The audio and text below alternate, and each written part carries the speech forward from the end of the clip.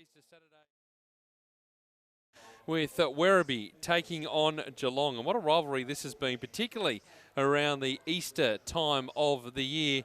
It's been a while, though, between drinks for this Werribee side. And, well, they're in really great form at the moment, but they are up against a formidable opponent. The last time Werribee had a win over Geelong was round 11, 2014.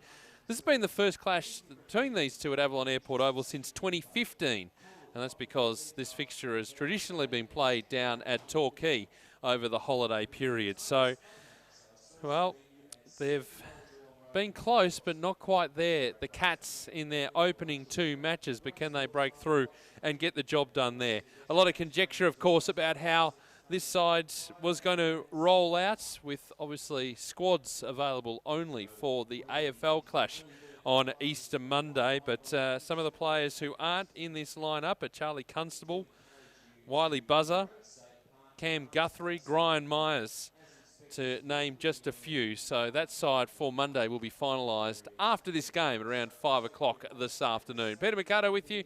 Adam Sarakoglu has switched around and now he's in commentary mode after sunning himself for 3 hours, basically out there just between the interchange benches. Very nice conditions out there for you, Adam, and a beautiful day for football. Maybe not so much if you're running around, but absolutely perfect. Yeah, it's quite warm, and I suppose the early game didn't really turn into much of a war of attrition, so it probably didn't affect conditions too much. I think it was junk time for probably most of that second half. Just interesting to see if this one is close and it's a hard-fought game. It could well become the survival of the fittest that wins here between the Tigers and the Cats.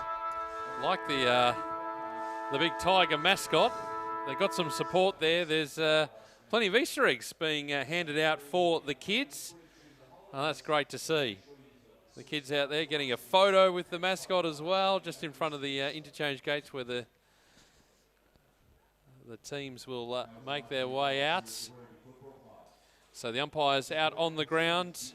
Geelong out on the ground. We're just waiting for the appearance of the Werribee Tigers, and they'll be not too far away. So the start to the season for Werribee has been very, very good. A win over North Melbourne in round one here under lights, and then backing that up with a win over Coburg. They're playing plenty of games at home in the early stages of the season. And for Geelong, as I mentioned, a loss to Richmond first up at GMHBA Stadium. Richmond kicking clear in the final quarter. And then a 1-point loss to the Northern Blues in that match last week, also at GMHBA Stadium. So Geelong on the road for the first time this season. But, well, what can we expect this afternoon from both of these teams? Werribee, of course, a new coach, Mark Williams, comes to the VFL competition and has had some immediate success. And we look at some of these players in the lineup for the Tigers. Michael Sotomaco, their captain, not playing in the team today. But they've still got some players with plenty of experience. Dane McFarlane plays against his old side today. He's in Werribee colours. Matt Hansen, a player who has been rather consistent over the last couple of seasons for the Tigers. Tim House, another player in the Werribee lineup, playing against his former club today. So they're building a nice list. They are standalone in this competition. And, well, they've got a wonderful setup off the field. Can they get the results on the field? They certainly hope so as this afternoon goes along. Has been a wonderful start to the season for Werribee, and haven't made the final since the alignment ended with North Melbourne, so they'll be hoping that they can actually convert this good start into some good consistent form throughout the course of the season. Cats out there warming up. I don't think I've seen Werribee actually emerge yet. No, they're running late. It's 1:52. There's not a lot of time left. So 3 behinds plays no score around the grounds in the AFL today. The Giants and the Dockers. The Giants leading by 3, 7 minutes into the opening quarter, as we're still waiting on the Werribee side to make its way out. Junker, one of the omissions from the side that was announced on Thursday. Baxter Norton, Tom Boyd and Darcy Bennett. There are the players. 23rd player, Jake Riccardi. Talk about famous surnames. Jake Riccardi plays as the 23rd player for Werribee.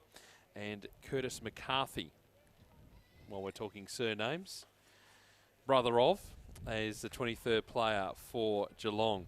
Co-captains this season for the Cats, and Aaron Black and James Cheetahs. James Cheetahs is a good story, coming from the North Ballarat Roosters, come to Melbourne, got his opportunity, and now he's named in the leadership group here for the Geelong side, and it's great to see, as it is for Aaron Black, who's got a slightly new role, playing a bit more down back. He's been noted as a forward, Aaron Black, but now he's playing in a different position and seems to be thriving there as well. It's a nice little VFL list that Geelong has put together. Jimmy Cheetahs is one that we really did like. I like Jordan Carraz as well. I think we saw him last year against Frankston on Peter Jackson, or the old VFL Live. It's now Hardjacker Totally Worker, of course, but nice save. I was technically right. He played well. I think I called that one with Peps last year, so it's a nice little VFL list, but I really like, year 3 I think it is now, the new alignment with Werribee being standalone. It's a really settled lineup, and one of my favourite players in the VFL is Matt Hansen. 17 disposals last week, so a bit of a quiet day for him, but some youngsters that have emerged of recent times as well. Josh Clayton, who is the son of Scott, had a good day, 30 disposals last week, and another one as well that I've seen a little bit of at local level, Biorma Luau, is a ruckman and had a very, very good game last week for Werribee against Coburg. Biorma Luau kicked 2 goals, 11 disposals. Really good user off the wing. So it's a nice little acquisition of talent that Werribee have been able to put together here. And we'll see just exactly if they can convert that form. They are 5 minutes away from the game starting, and out they come now onto the ground. So they've left their run a little bit late. They did have a preliminary warm-up as soon as the Essendon North Melbourne game finished, but now they're coming out and they're going to have to get themselves sorted out pretty quickly, because this match is only 5 minutes away from starting, and well, they know what they're doing in terms of their preparation and everything like that. Shuey Balak there, the long-time footy manager. He was there for a time, then he There was a brief window where he came and hung out with you for a while, and then came back to Werribee. And why wouldn't you, with the setup that they've got here, and they're developing Money talks. quite nicely. No, I'm joking. Turn it up, come on. So who you liking today, Werribee or Geelong? It's hard to not overlook Geelong. They've been really, really good. But, Werribee, they've had the ideal start to the season. This will be probably one of their more important home games of the year. We know it's kind of a local rivalry between the Cats and Werribee, just down the highway there. Geelong, obviously. Big crowd, no local footy, as I said, so it's probably one of the bigger crowds they'll play in front of this year here at Chirnside Park. So big day for Werribee.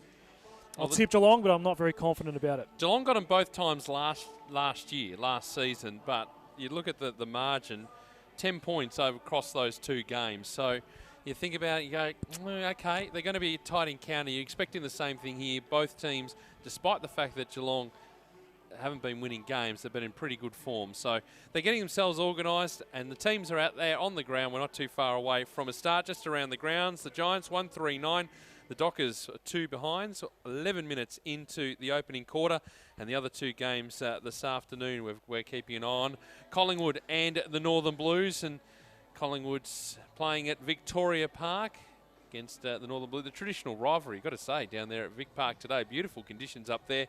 Also at Adcon Stadium or Northport Oval, we've got Port Melbourne and the Box Hill Hawks as round 3 continues in the Totally Workwear Hardjacker VFL for season 2019. So we're not too far away from a start, about 2.5 minutes away from a start.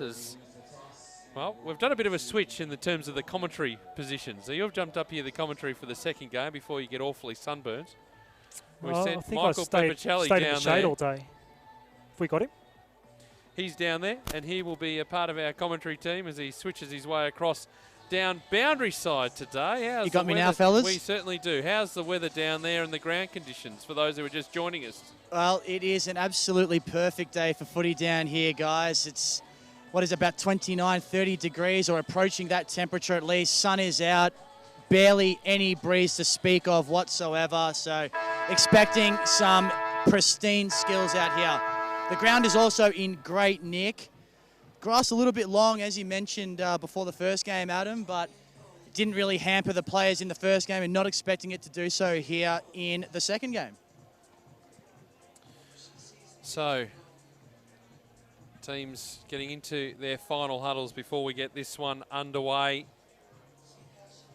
We're looking forward to seeing what Werribee bring to the table this season. They fell away badly last season. A few injuries, key injuries along the way, but they've started off under Mark Williams with 2 wins. Admittedly, they have been playing at home and another home game here.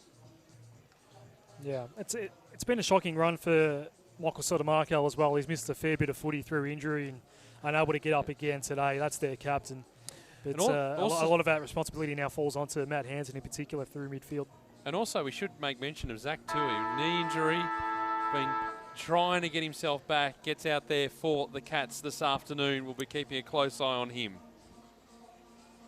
Oscar Brownless, another player we're keeping a close eye on. I think we called it TAC Cup Grand Final. We did. He played in a couple of years ago. It was a great win for the Falcons. After the siren, I think there was a missed shot on goal. It was. That was the night grand final. Yep. After the VFL grand final. So, teams now getting into positions. As we mentioned, the temperature nudging 30 degrees this afternoon. 26 now in Werribee. Humidity at 34%. Did you catch a coin toss there, Peps? Looks like the Cats will use the ever so slight breeze. I didn't happen to see it. I was a little bit busy trying to organise interviews down here. Is there that breeze toward right of screen, right of dial? Is that still in play? It's very, very slight. It is very slight. Look, not a heap of an advantage. A goal, if anything, but even then, that's probably pushing it. All right, warm conditions today, and it is the 20th of April. So, this Easter Saturday, our second game for broadcast, Werribee taking on Geelong here at Avalon Airport Oval, waiting for everyone to get into position with the 666 and the 2 players in the goal square. And the umpire will hold the ball aloft. Away we go. We continue round 3 of the Hard Yakka Totally Workwear VFL.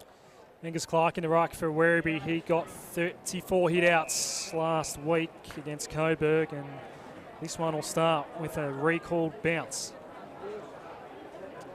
To see the crowd sticking around too, the changeover in supporters. Ryan Abbott in the ruck. 13 AFL listed players out there for the Cats today, and Abbott will get his own clearance to start this one for Geelong. They're inside 50. The man out the back is Tarsa. That's a good mark. Early shot on goal coming up for the Cats. Gee, what do we play? 27 seconds, already shot at goal? Yep. Great follow-up work by Ryan Abbott early on. So we saw in the earlier game a couple of missed shots on goal, and particularly at this end of the ground, a lot of them seem to go left to right. You can see I don't know if the camera angle's showing it, but there's a bit of wind in those flags just behind the pocket here. Shot on goal's on the way from Tarsa, and he converts, so the Cats on the board in the first minute.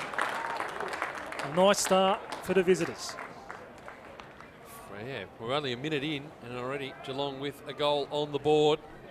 We'll keep you up to date with all the other games going on around the grounds this afternoon in the Hard Yakka Totally Workwear VFL. 2 other games that are just getting underway at the same time as ours, so we'll be following them throughout the afternoon, and 1 match in the AFL with a twilight game, which we'll keep an eye on as the afternoon goes along. But back in the middle, as Angus Clark waits for the ball to come down against Abbott. Split it between them. Parsons picking it up for Geelong. Works it across to Guthrie. Zach Guthrie, only one Guthrie in the lineup today. His kick is good. Jackson McLaughlin takes the mark and could go for a run off centre wing. He kick inside 50, dropping short, looking for Narkle, but it's been turned over. Hansen picks it up.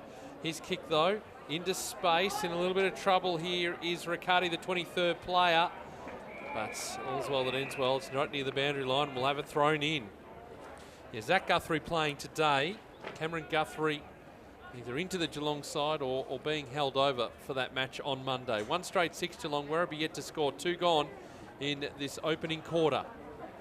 And youngest brother at Coburg. Boundary throw in. quickly, hacked inside 50. This is the first entry of the day for Werribee, and the mark sticks for Tim House. Kicked 2 goals, 2 against Coburg last week. Aaron Black going with House. Those two played a lot of VFL footy together in the last couple of years with Geelong. House will surely like to put this one through to get the wood over his ex-teammate. So he's on a 45-degree angle.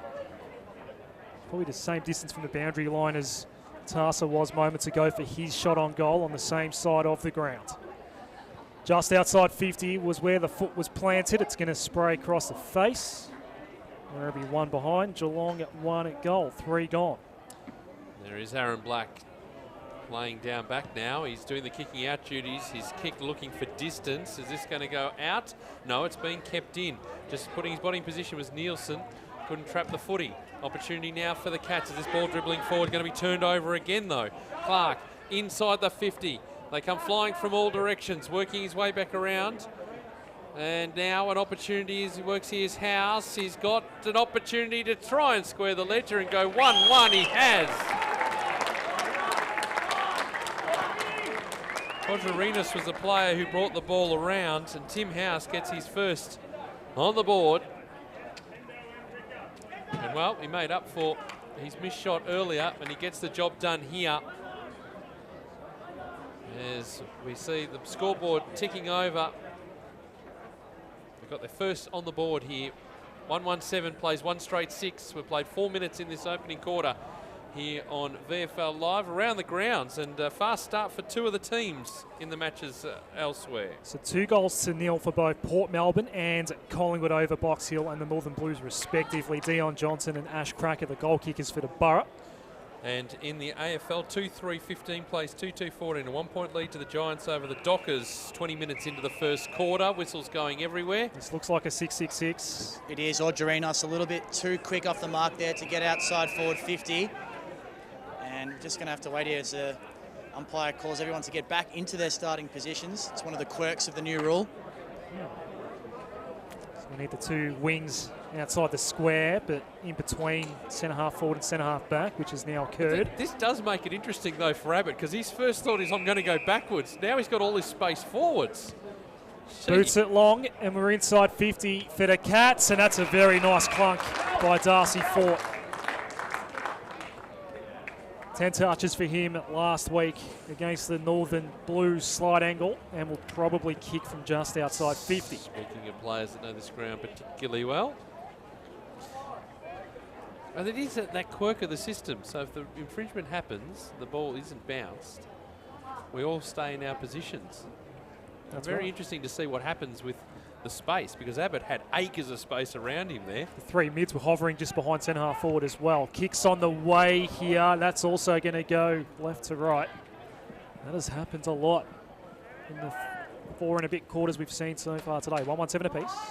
Dave McFarlane has it for Werribee, formerly of Geelong.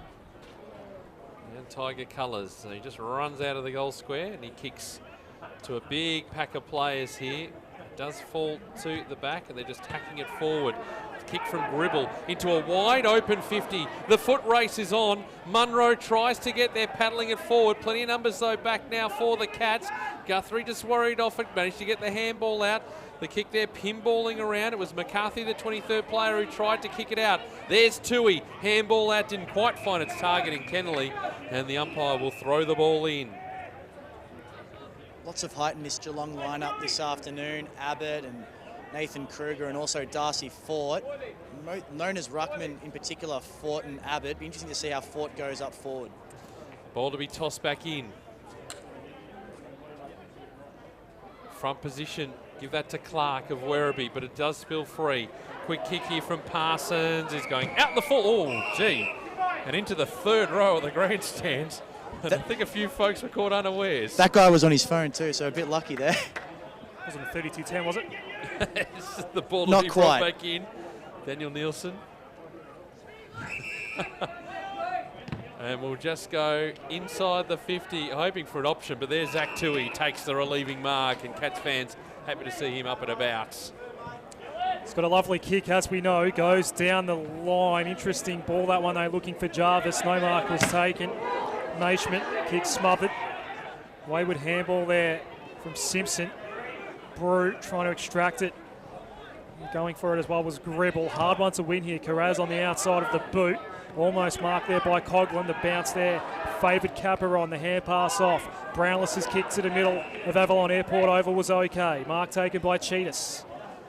The kick trying to set up Canurley inside 50. Took on the tackler there in Spencer. It's done well, Spencer. Actually won the ball back. We're tracking toward the boundary line. Holding the ball. Free kick coming up for the Cats in scoring range. Kennelly did a great job there. Just corralled and then laid the tackle. Couldn't get away. Tucked up against the fence. You can see the flags there just moving a little at the aquatic centre side of the ground. Interesting, Michael Barlow with the headset on today. Hasn't been out there since round one. Kicks on the way, and that's good. Nice start for the Cats. 2-1-13, 1-1-7. Werribee 8.5 opening term. Good pickup by the Tigers too. To get him back playing here, but unfortunately out injured. But he's taken on the coaching role, and it's good to see. We're going to be chatting to him at half one of the changes. That's right, Peter. I'll be having a chat with him after the quarter-time huddle. He's been very busy with the headset in the first 9 minutes of this game, obviously relaying the messages from Choco Williams down to the players. Big Nick Kondos there next to him, Parkside Premiership coach in the WRFL. To see you're working across the different leagues here. We'll go around the ground shortly because the fast starts continue for the two teams that Adam mentioned as a couple of North Melbourne players make their way out from the rooms after their only 4-point loss last match, as Narkle quickly out of the pack and out of the centre sends them long. Brownless flew, couldn't take the mark. Ball off hands. Who's around here to try and pick up this footy? No one in particular. In fact, it was Ben Jarvis, I should say, not Oscar Brownless out there. Brownless is hovering, but we'll have the ball thrown up deep into attack here for Geelong. They want a fast start. Narrow losses in the opening 2 rounds. I want to turn this around. Jarvis actually doing the ruck work now, as far as Gribble for Werribee. Working around his body is Brew. His kick across the ground into the path here. Malul is going to pick up the handball receive here. Did well in the end there to receive it from Clayton. They are running out of room at half back. Now they've got some run down the wing, the straight wing here at Avalon Airport Oval. It's a long kick from Kemp. It's into an open 50. They can raffle it off between them if the bounce was there for them. DeClass picks up. He's going to work around the body. No, needed a better finish. He's missed it. Maybe should have left it for Tim House. He's the form player so far in this 10 minutes of opening quarter. 1-2-8 Werribee, 2-1-13 Geelong in this opening term. We're about to cross the 10.5. Bitterbuck, it's going to be turned over. I think, yes, it will be a free kick. And it will go Werribee's way. Boy, oh boy, the kickouts today, we've seen in both games. It's going to be Jack Henderson, the player, to take the kick. It was a really narrow kick out. Unfortunately for Oscar Brownless, he had to try and create the contest. It was just a little bit crude, and Henderson now will line up pretty much directly in front. He kicks from 25 out and makes no mistake and makes them pay, and they're getting stuck into the Cats down there as well. A little bit of push and shove, but it's all okay.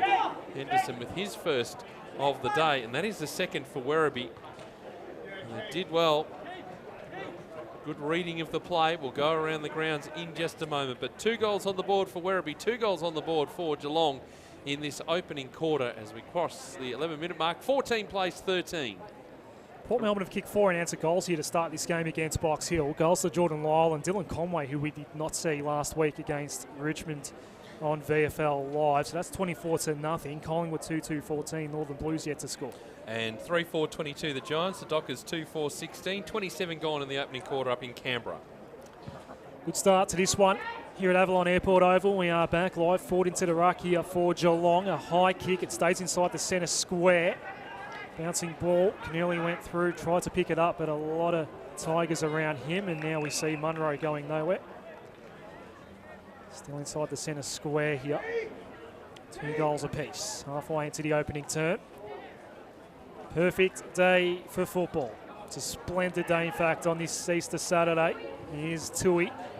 Here's Chipper, just a bit too hot there for Canurley. Bouncing ball, worried out of it was Brownless. Boundary throw in. It's nice to be calling the Brownless name in the hoops once more. I thought I was old enough to remember the original Brownless in the hoops, Pete. What are you trying to say? Not all of us are, guys. I was 6 years old when he retired, I think. Boundary throw in. I remember it clearly. Cats get the clearance here. Bouncing ball on centre wing. Jarvis. He's up against Nielsen. It falls out of play in front of the gates. Just forward of centre wing, just for Werribee. That allows the two sides to get some interchanges in. Boundary throw in. Fort gets the front position. Tried to tap it down to Narkle, but it didn't quite fall his way in the end. We'll get another stoppage here, surely, although the umpire's letting it go, letting it go, letting it go. And it might eventually come out. It does. Not quite to any particular advantage, though, because Smith was wrapped up as soon as he got the ball. Now trying to do something. His Hansen ball up. Side the centre square here. Blues on the board with it behind, down by 13 against Collingwood. We'll see them next week on Hard Yakka Totally Workwear VFL live from Windy Hill. Trying to work his way through was Simpson, but he's brought down. Nice tackle by Hansen, holding the ball, free kick, Werribee. It's not Hansen, in fact the tackler was Orgarinos. Orgarinos goes back and finds McFarlane, almost in that sort of quarterback role. Works it across the ground. Spencer is there. They've got plenty of players on that outer wing. Pinnock is one of those. And Louis, what's he doing here? He's going to work into the middle of the ground because McFarlane's made up some ground. Right in the middle of Avalon Airport Oval, the pass of bullets. Oh, that was good delivery of the footy. And Jake Riccardi will have the shot at goal. The 23rd player today for Werribee. Anything like the Riccardi name, won't have any trouble with the distance from right on the paint of 50. We saw Peter one day kick a goal after the sign from this sort of range against Carlton, under the lid. 0-2, I think that was. In he comes. Riccardi from 51 metres out gives it absolutely everything. Of course he wasn't going to have any problems from there. 3-2-20, Werribee 2-1-13 Geelong. We'll play 15 minutes in this opening quarter here on Hard Yakka Totally Workwear VFL live today. And this is a fast start for both teams. Good footy. What does it look like to you on ground level, Peps? Is the ball zipping around? It certainly is, Adam. Both sides really keen to get it moving quickly when they get the chance and looking to use the corridor as well, which is what Werribee did on that occasion. Had the play on the wing, but then the first look is always inboard, and you can see what happens when you get it working on the fat side. Now, Bior-Malual's just sprinting back onto the ground. This is going to be a 6-6-6. Werribee had 5 inside their 50. Bior-Malual was told to come back out onto the ground, although I think that'll be a warning. Yeah, it will be. All right. So play restarts in the middle. Werribee caught with 17 on the ground. We are back live now. Wrapped up was Clayton, trying to find the handball. Matt Hansen sticks the tackle. Ball up. And the umpires are going to be right on it as well. Not only are they looking for any sort of niggle or anything, they've got to count to work out, okay, who's in my space? Are we all matched up? Are we right to go? Bouncing ball. Cats will clear, although nice smother there by Malual, who's making an impact here. Parsons, Simpson. Cats do win it back across half back, and now a clearing kick from Mitchell.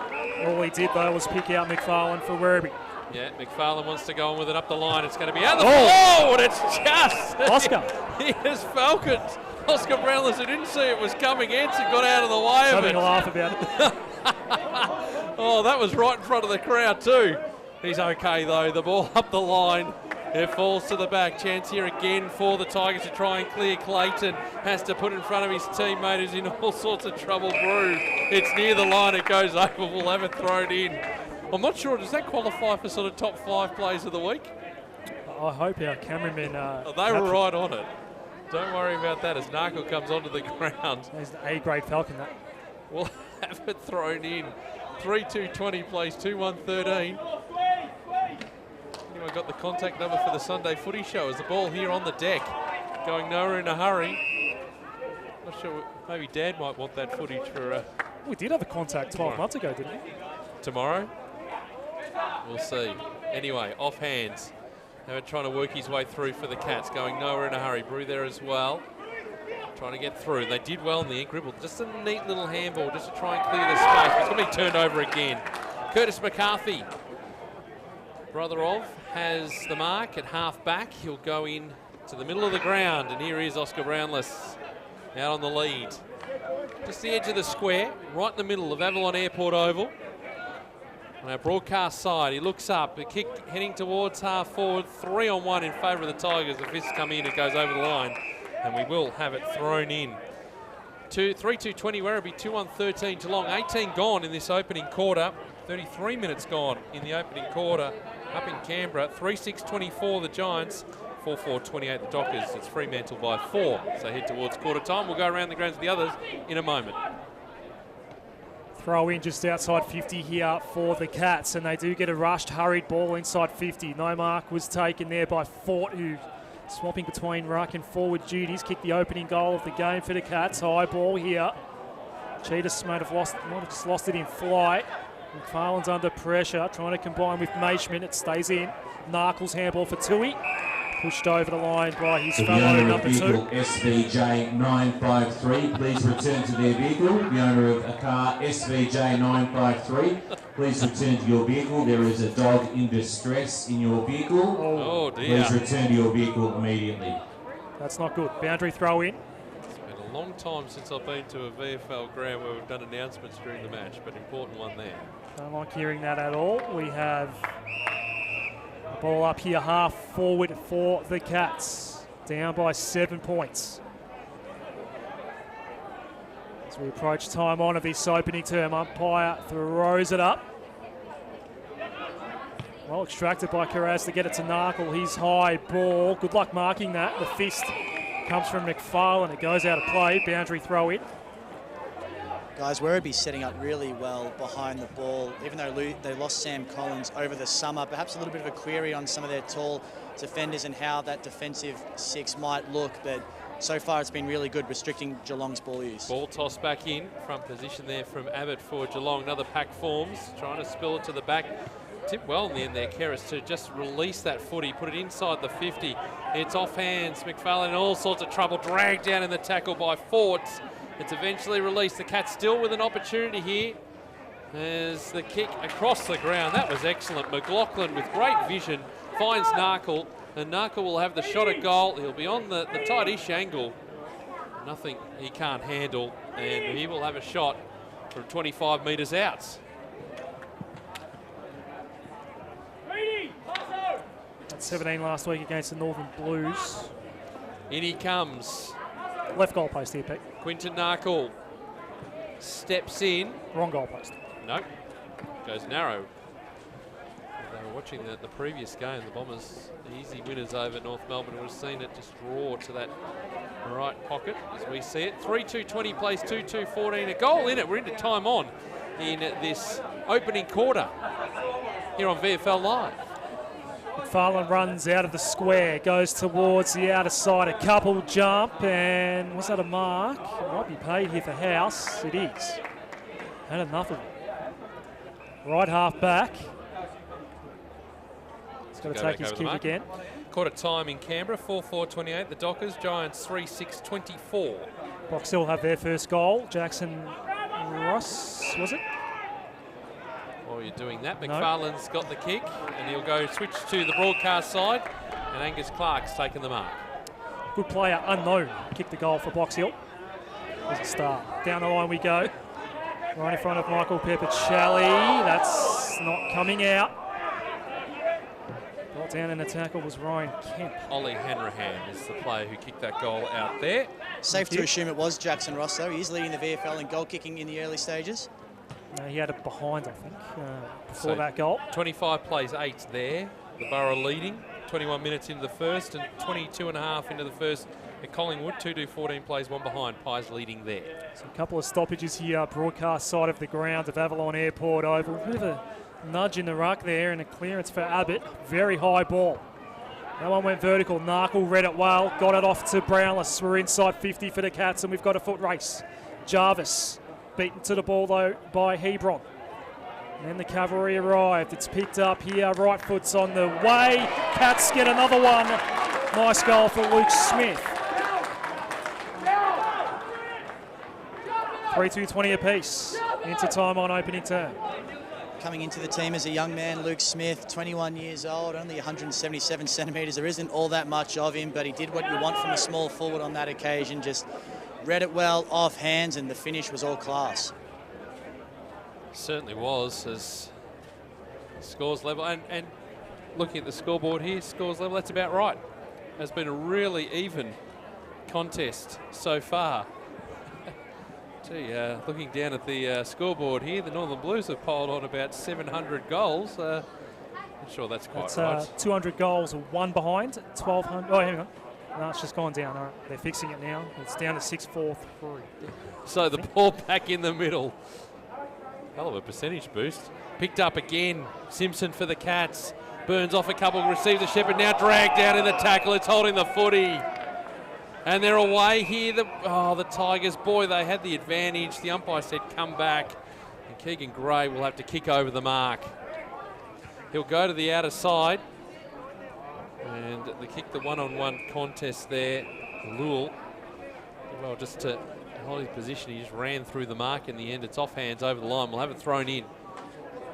24 minutes gone in this opening quarter. 3-2-20 apiece. Werribee and Geelong. Abbott getting the tap down. It was nicely done. McLaughlin wrapped up in the tackle though, and the umpire will throw the ball up. Shane O'Brien doing his coaching from the bench early on in this game. Certainly a little bit different to Choco. He's up in the box. As Abbott's his kick into the middle of the ground, Narkle on the end of it, and they'll stream inside 50 again. Oh, it's a great kick. That is a great kick. And Fort takes the mark. He'll line up and have a shot. Quinton Narkle leading disposal, get up on the ground now up to 7. Ryan Abbott seconds with 5. Just delivery of the football sensational. And Darcy Fort chance at his first. So we head to the 25-minute mark of this opening quarter.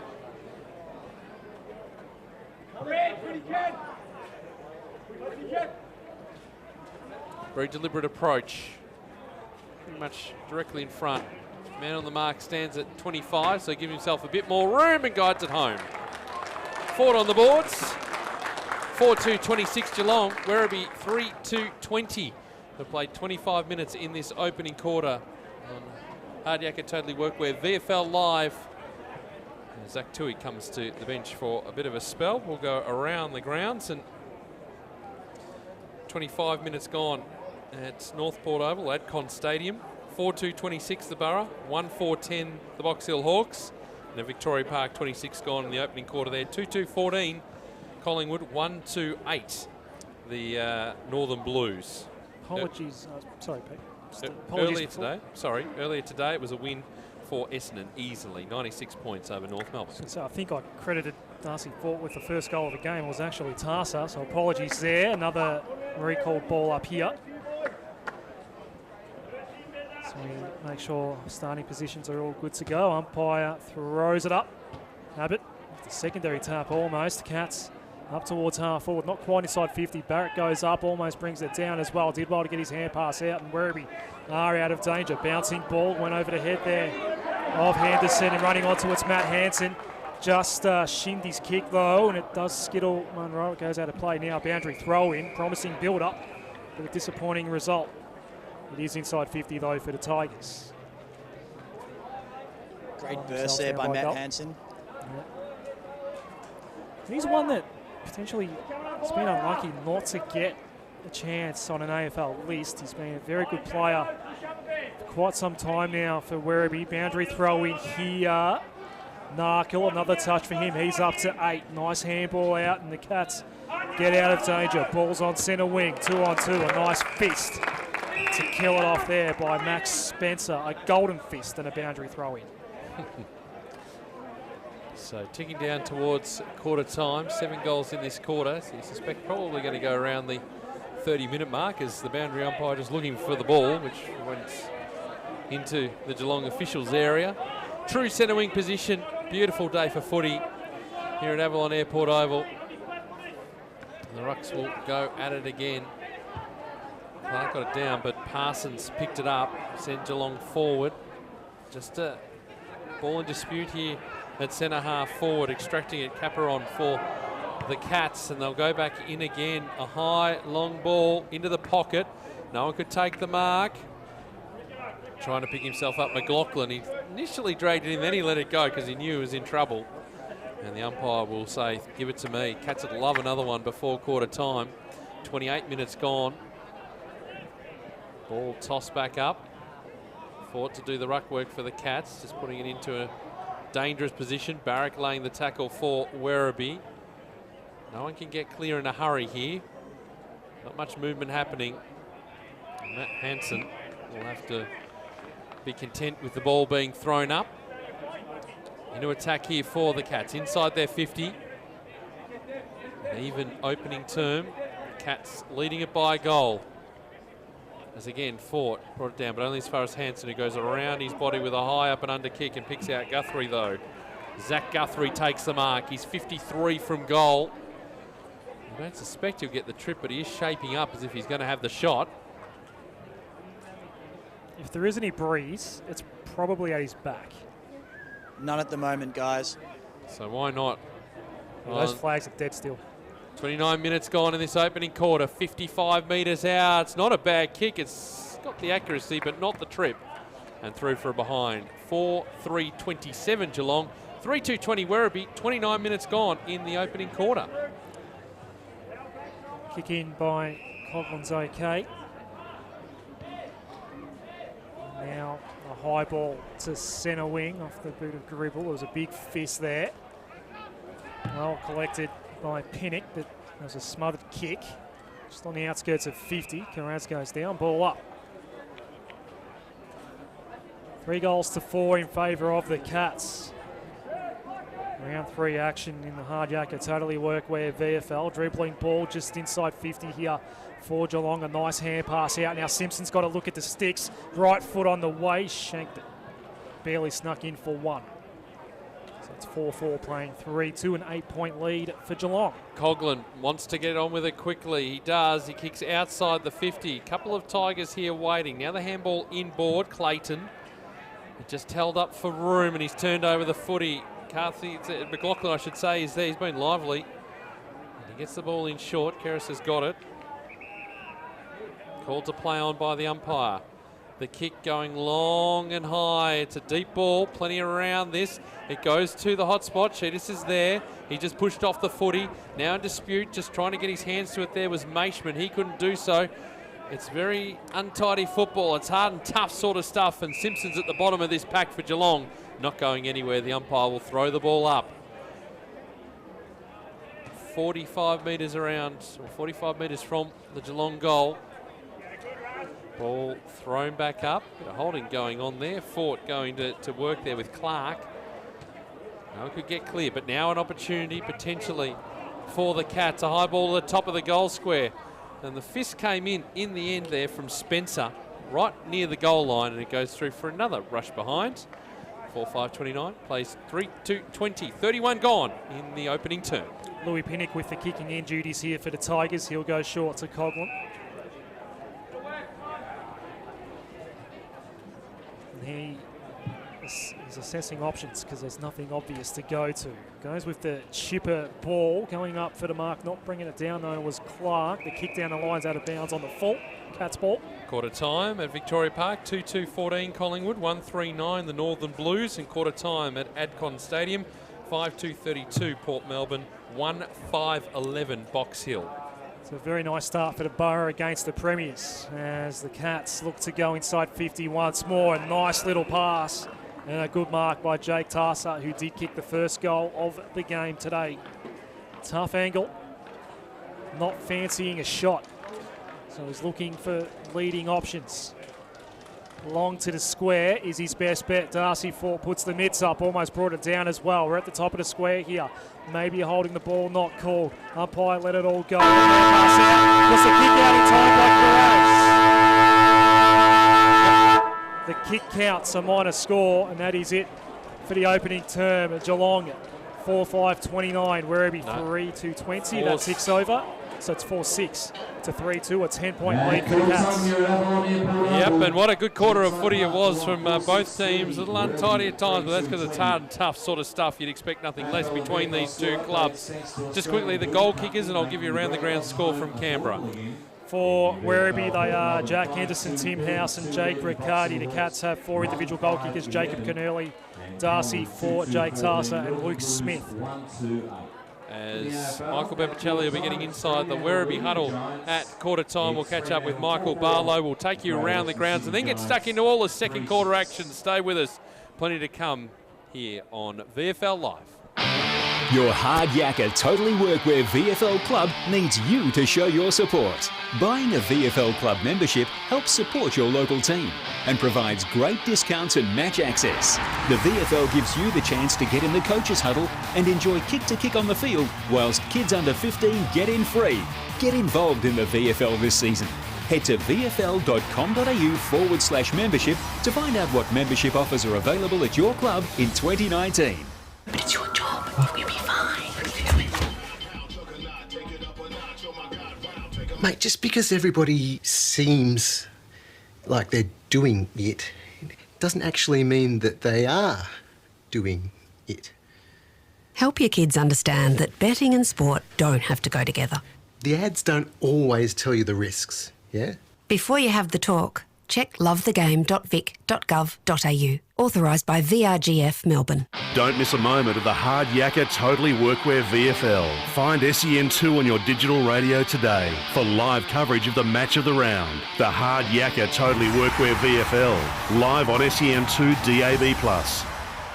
I'm a digital radio. To help explain why it's time to update your old radio, with me is my friend Digital TV. Hi. Where you go? Remember when us TVs went digital? Everyone does. Get to the point. Suddenly, you got lots more channels for free. Yes. Well, it's the same with digital radio. When you buy a digital radio, you can get all your favourite stations, plus up to 30 extra ones, playing all kinds of music, live sport and talk. That's pretty great. It's really great. All you have to do is head into your nearest retailer Or check out digitalradioplus.com.au and upgrade to digital. For club interviews and all the news from the Hard Yakka Totally Workwear VFL and Swiss Wellness VFL Women's, don't miss the VFL Hour during the Sporting Capital with Jack Heverin, Tuesdays from 9 p.m. on 1116 SEN. Love your sport? Then you'll love SEN. 1-2, Jamie Wick up first. Craig Lowndes And second. you'll find it on digital radio. Simply scroll to SEN, Melbourne's home of sport.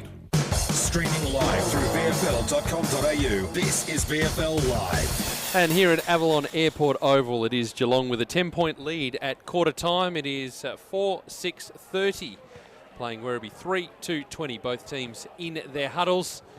And, well, an interesting contest unfolding, as we expect from these two teams, become somewhat of a tradition over the Easter weekend. Before we go to the stats, let's go around the grounds again. Earlier today, in the Hard Yakka Totally Workwear VFL, it was Essendon 2014-134, knocking off North Melbourne here 5-10-40. And in the matches, the other two matches that we're following today, they're just into the second quarter at Adcon Stadium. That's at Northport Oval in the Borough, the home team. 5-2-32 Port Melbourne, leading Box Hill 1-5-11. And it is 2-2-14 quarter time score from Victoria Park. Collingwood leading the Northern Blues 1-3-9. In the AFL, in the AFL, it is a 10-point lead to Fremantle, 6-5-41 to 4-7-31. The Dockers leading the Giants up there in Canberra. But let's go through some of the numbers to quarter time. Adam, individual stats leaders for us. Just turn me on there. Leading possession getters for Werribee will start with Josh Clayton, has 7 and a tackle as well. Brew had a good opening turn with 6. Gribble, Maishman, McFarlane all had 5. I particularly like Dane McFarlane's opening term. From a Geelong point of view, Quinton Narkle has 8 for the Cats. Carraz at 7, McLaughlin 7. And you go to Ryan Abbott and Jimmy Parsons on at 6 apiece. 6 hit-outs as well for Abbott's. And some of the general stats to quarter time, particularly the inside 50s, as I mentioned, be reasonably even, maybe just a shade to the Cats late in that quarter. 13-7 in favour of Geelong. Okay. That's what we've got there. Just rolling through some of the others. Relatively even across the board. 12 marks to 11 in favour of the Cats. Tackles. Very loud siren here. Tackles 20-17. Hit-outs. Actually, Werribee have the advantage there. 15-11 inside 50s, as I said. 7-13 in favour of the Cats. Rebounding off defensive 50. 8-4 Werribee's way, as we might go searching for Michael Peppicelli, who's promising as Michael Barlow. I'm sure he's in there somewhere, and he'll just cut us off whenever he gets him, and we'll have that chat. Dylan Shields in that Werribee huddle, mind you. He was having a chat to Choco Williams during the previous game. Michael Barlow with us. Michael, interesting opening term, lots of quick ball movement. Yeah, well, it's not. We're really disappointed with how our midfielders kind of applied themselves that quarter. We're down 8 in the clearances and really holding our back 6 captive, so they're going in unpressured. So we've given the mids a bit of a spray and put it on them a bit to really lift their output this quarter. What does Choco want to see from the guys in the second term? Yeah, I think I just alluded to the fact that around the ball contests we're down by about 10, I think. They're out tackling us, so it doesn't really marry up if they're beating us to the ball and out tackling us. It's a little bit about our intent and our hunt of the football. So it's pretty basic. I think it's a pretty easy fix for us. Great, thanks for your time. No worries, thanks. Well done. Thank you, Michael Peppicelli down there. Was that a clip for the midfield? With Michael Barlow? Of course it was. Well, he's not in it at the moment, so I suppose you could do that. Part of the coaching team down here. All working nicely as the spectators make their way off the ground. As you mentioned in the opening game, Adam, a nice crowd for the first game, and they've stuck in for the second too. The big function room they've got here, they have their usual lunch and function that happens. I'm not sure I've seen a bigger crowd here at Werribee, to be honest, since the new configurations come into play. It's a nice day and good numbers. Good for the Werribee Footy Club. Word is getting around about how good this venue actually is. You've got the brilliant facility, you've got the seats in front, the old grandstand to our left from our commentary position. You've got standing room around the place, good catering as well. You can get a feed, and you know the JLT, the AFL Women's being played here as well. You know it's becoming a real community hub. We're going to talk to Mark Penaluna, the CEO of Werribee, at half-time about that. But let's get into the second quarter. 4-6-30 Geelong, 3-2-20 Werribee. And the second quarter about to get underway on VFL Live. It's the VFL Live zone. Mark Penaluna, second term underway. How's this for the clearance for the Cats? Parsons from centre half forward goes to the square. Wayward ball, though. It's going to take a couple of bounces and fall out of play. Guys, I was also in the Geelong huddle listening to Shane O'Brien at quarter time. He doesn't make it easy for us. He's very softly spoken, but a couple of his themes were particularly around keeping balance at the stoppages and covering the switch. He thought the Tigers were able to switch it too easily a couple of times in that opening term. Yeah, there are. You're right, Pep. Some coaches are very, very quiet in the huddle. As we see what looks like a pending stoppage, another tackle. Maybe the ball does spill out. It does. It's Brownless.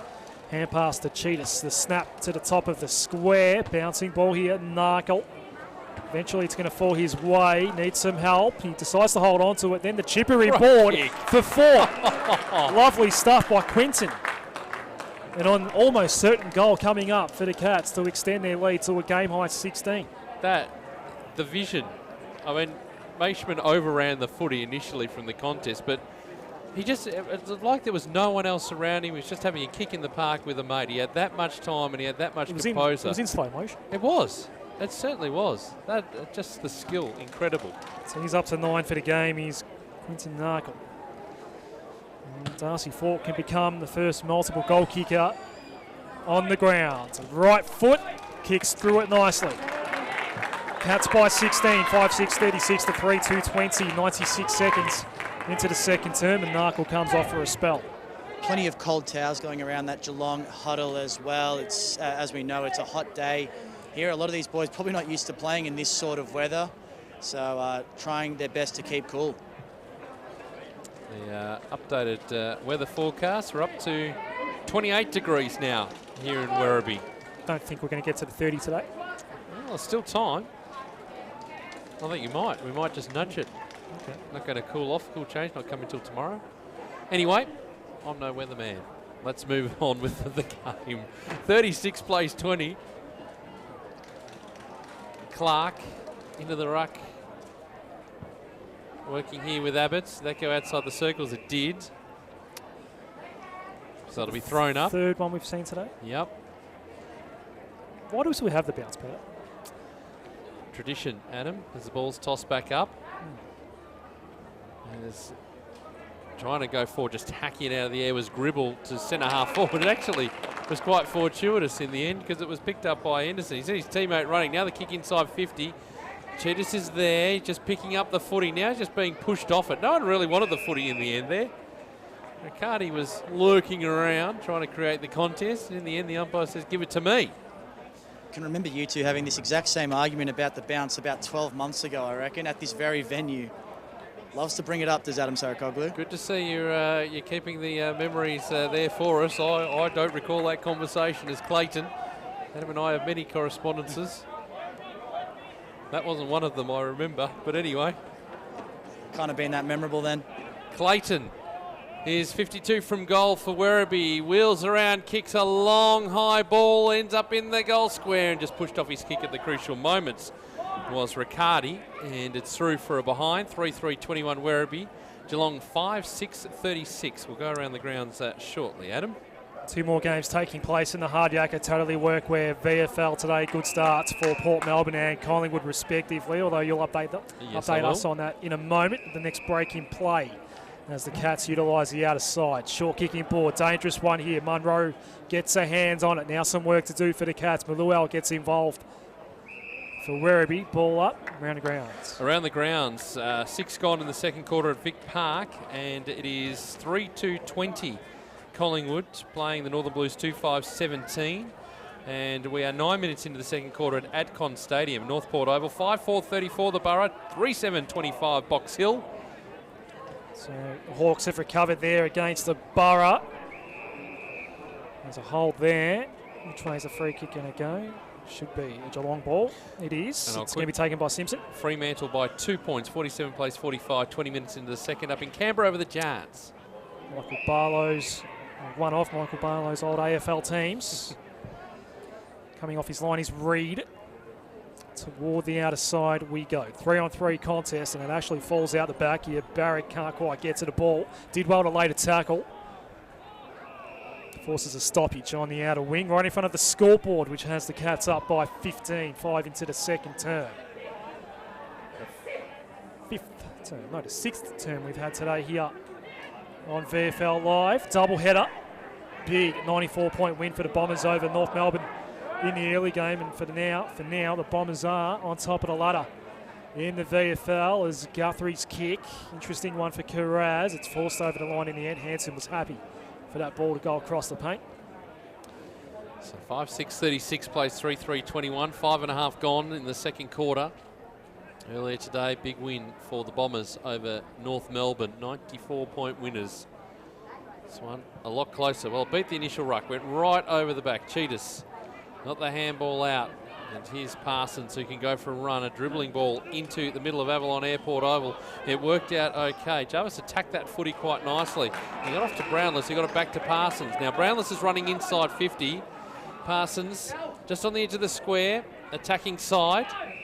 Works it across to Keris, who goes right to the top of the goal square. They fly, and Tassa couldn't take the mark, and we'll have it thrown in right next to the behind post.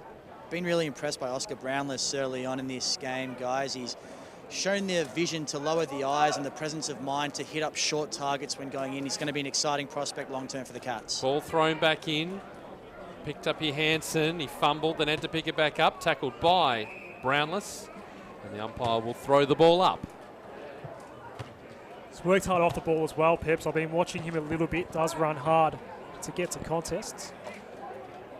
So the ruck fought, getting it down, but now can they get this ball away? The Tigers, as Coughlin is kick outside the 50 to a one-on-one contest. Henley did well. as to de Class, and the ball is going to be thrown in. Half forward here for Geelong. 36 plays 21. As James Gow makes his way onto the field for Geelong. Will be thrown back in.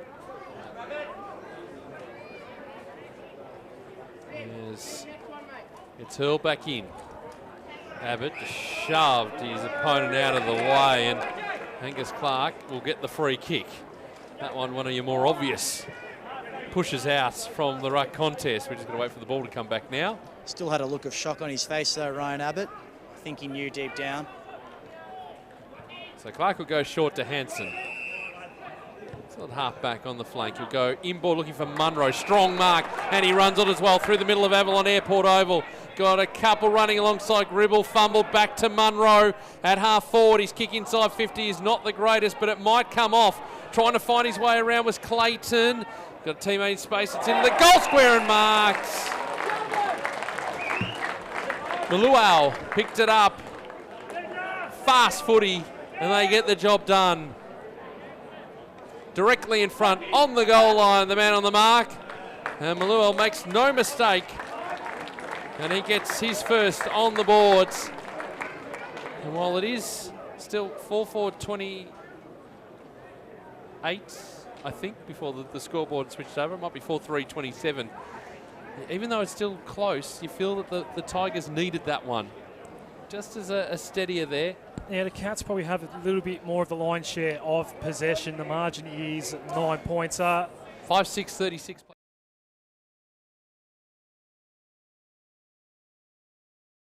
Ground for Airport West in the EDFL Division 1 Grand Final Ding. last year. He's now kicked goals in all 3 of his VFL games so far in his VFL career. Yeah, spending a lot of time up forward for the Tigers this year. Kicked 2 goals, 3 last week, and good to see him hit the scoreboard early here. So, yeah, as I said, now 3 VFL games and goals in all 3 for Bior. Inside 50 for the Cats. Can they get the quick response? It was an interesting bounce, and they do get the quick reply here. Tarsal was in the region, but Smith was the one that get the goal in the end. He's got his second, and that's a quick reply for the Cats and a 15-point lead. Well, suddenly you get yourself back into the contest, and then that happens. One of many inclusions to the Geelong side this week, Luke Smith. He hasn't had much of the footy, but he's had a couple of really impressive crumbing moments. Kicked a goal in that first term, and as you saw, was able to do it on that occasion as well. Go around the grounds in just a moment. In fact, let's do it now. 11 gone in the second quarter. 4-2-26 Collingwood, 2-5-17 the Blues. And 15 gone in the second quarter at Port Melbourne, 6-5-41 the Borough, 3-9-27 Box Hill. Ball back in the middle. No one can get clear from the contest. And Hansen, though, did well for the Tigers. Got it across to Gribble. His kick looking for Barrick. Under pressure. The ball spills free. Here's Smith, the goal kicker for Geelong. He picks it up, works it in the middle of the ground, and finds Abbott, who kicks into the player in front of him, who was Hansen. Now the turnover is on. Hansen takes a bounce, and he kicks inside the 50, and they got him on the turnover. And Riccardi will go back and have a shot, and he'll kick from just inside the 50. Plenty of goal face to look at. He's just a star, Tom Hansen. Had plenty of the footy so far. Excellent defensive effort Matt Hansen. there. Matt Hansen, I should say.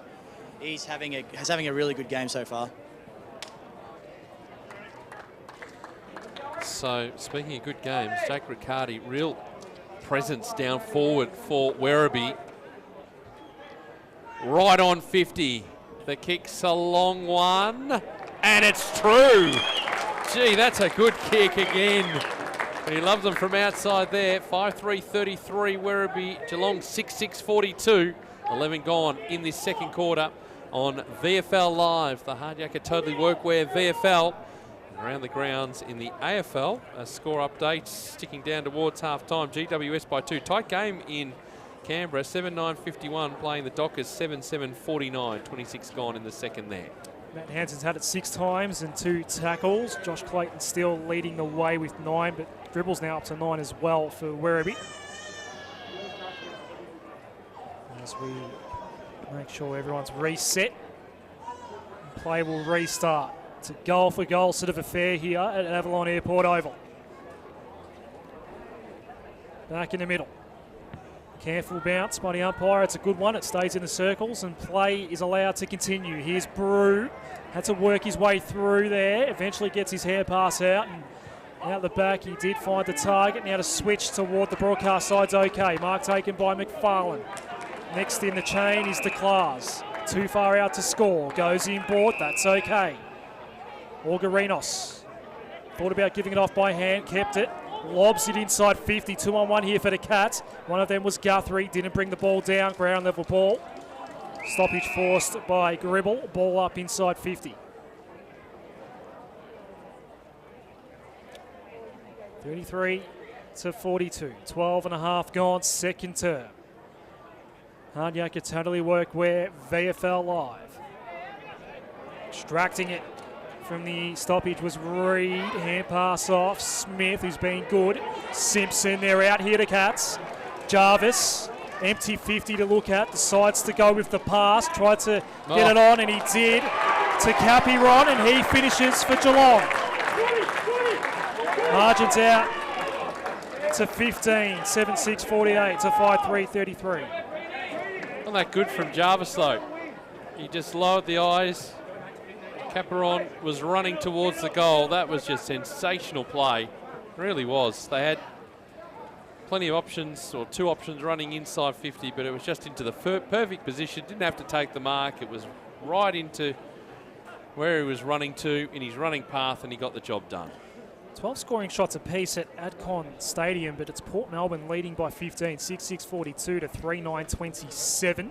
Collingwood 4-3-27, Northern Blues 2-5-17, a 10-point lead for the Pies, who we will see next week on Hard Yakka Totally Workwear VFL Live against the Bombers. Ball back in the middle. Berry into the ruck for the Tigers, and he does get the tap down. Will they be able to get it away? Gribble has to go backwards to go forwards, put it into the path here of Pinnock. He couldn't take it, and now Narkle onto the ball for the Cats. On centre wing, his kick up the line is going to be turned over, and Gribble takes the mark. He will go backwards this time. Inside defensive 50. Finds Coughlin. Coughlin will go short. And that ball is okay. Kemp's got it. He goes, wheels around. Oh, it's a dangerous kick. Went over the head of Darcy Fort fortuitously for the Tigers. It spills into the hands here of Hebron. He couldn't take the mark, and now has to wrap up his opposition player in the tackle. It's James Chittis, the co-captain with Aaron Black of this Geelong side.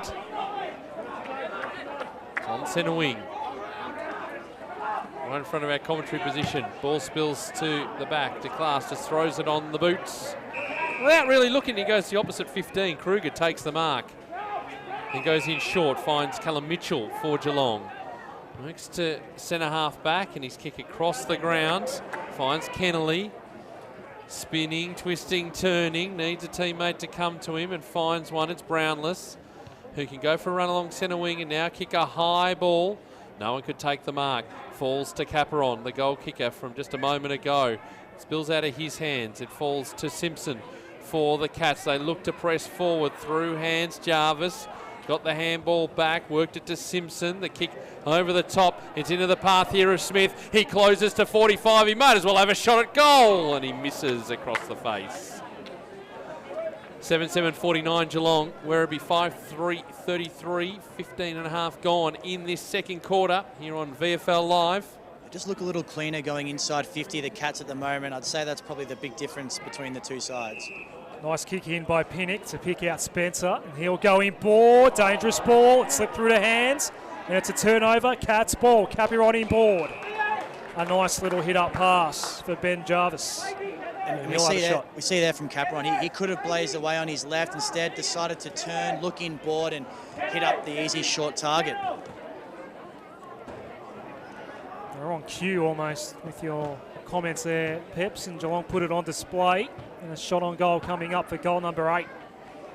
All eyes on Ben Jarvis. Quiet day last week against the Northern Blues, only 3 touches.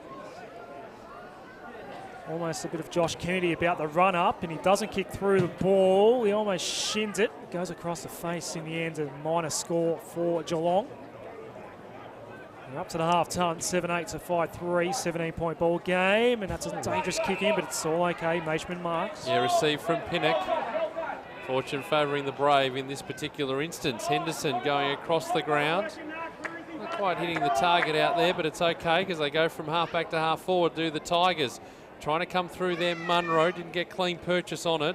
Working Riccardi up the ground, and they've turned it over.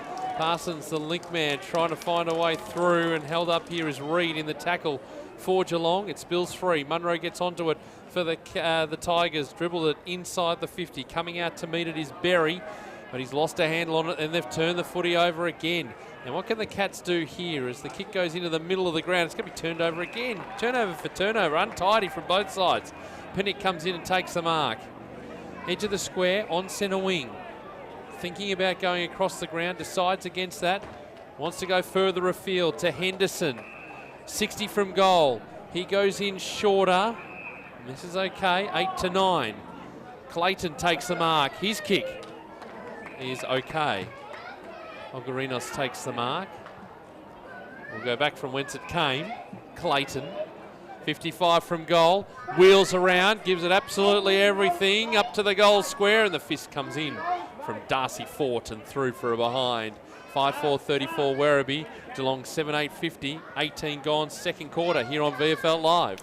Black was quick to bring it in and he rushed his kick and almost coughed it up. Still a chance here for Werribee to eventually win it back, and Hanson's got it.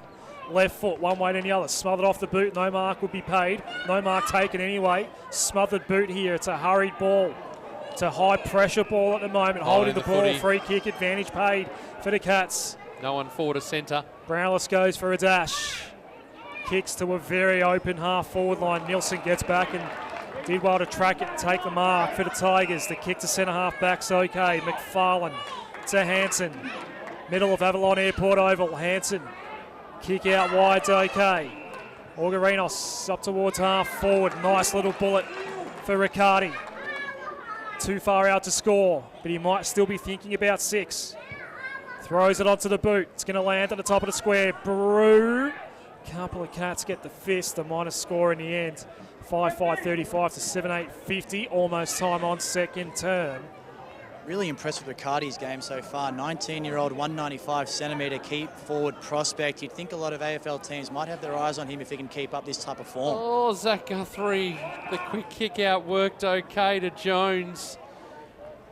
Boy, that was dangerous too. The kick goes short. Here's Curtis McCarthy. As he's still deep inside defensive 50. This kick's going to be dangerous. Set Gower task, and he wasn't up to it. Maishman for the Tigers. Kicks into the player in front of him, and now has turned it over.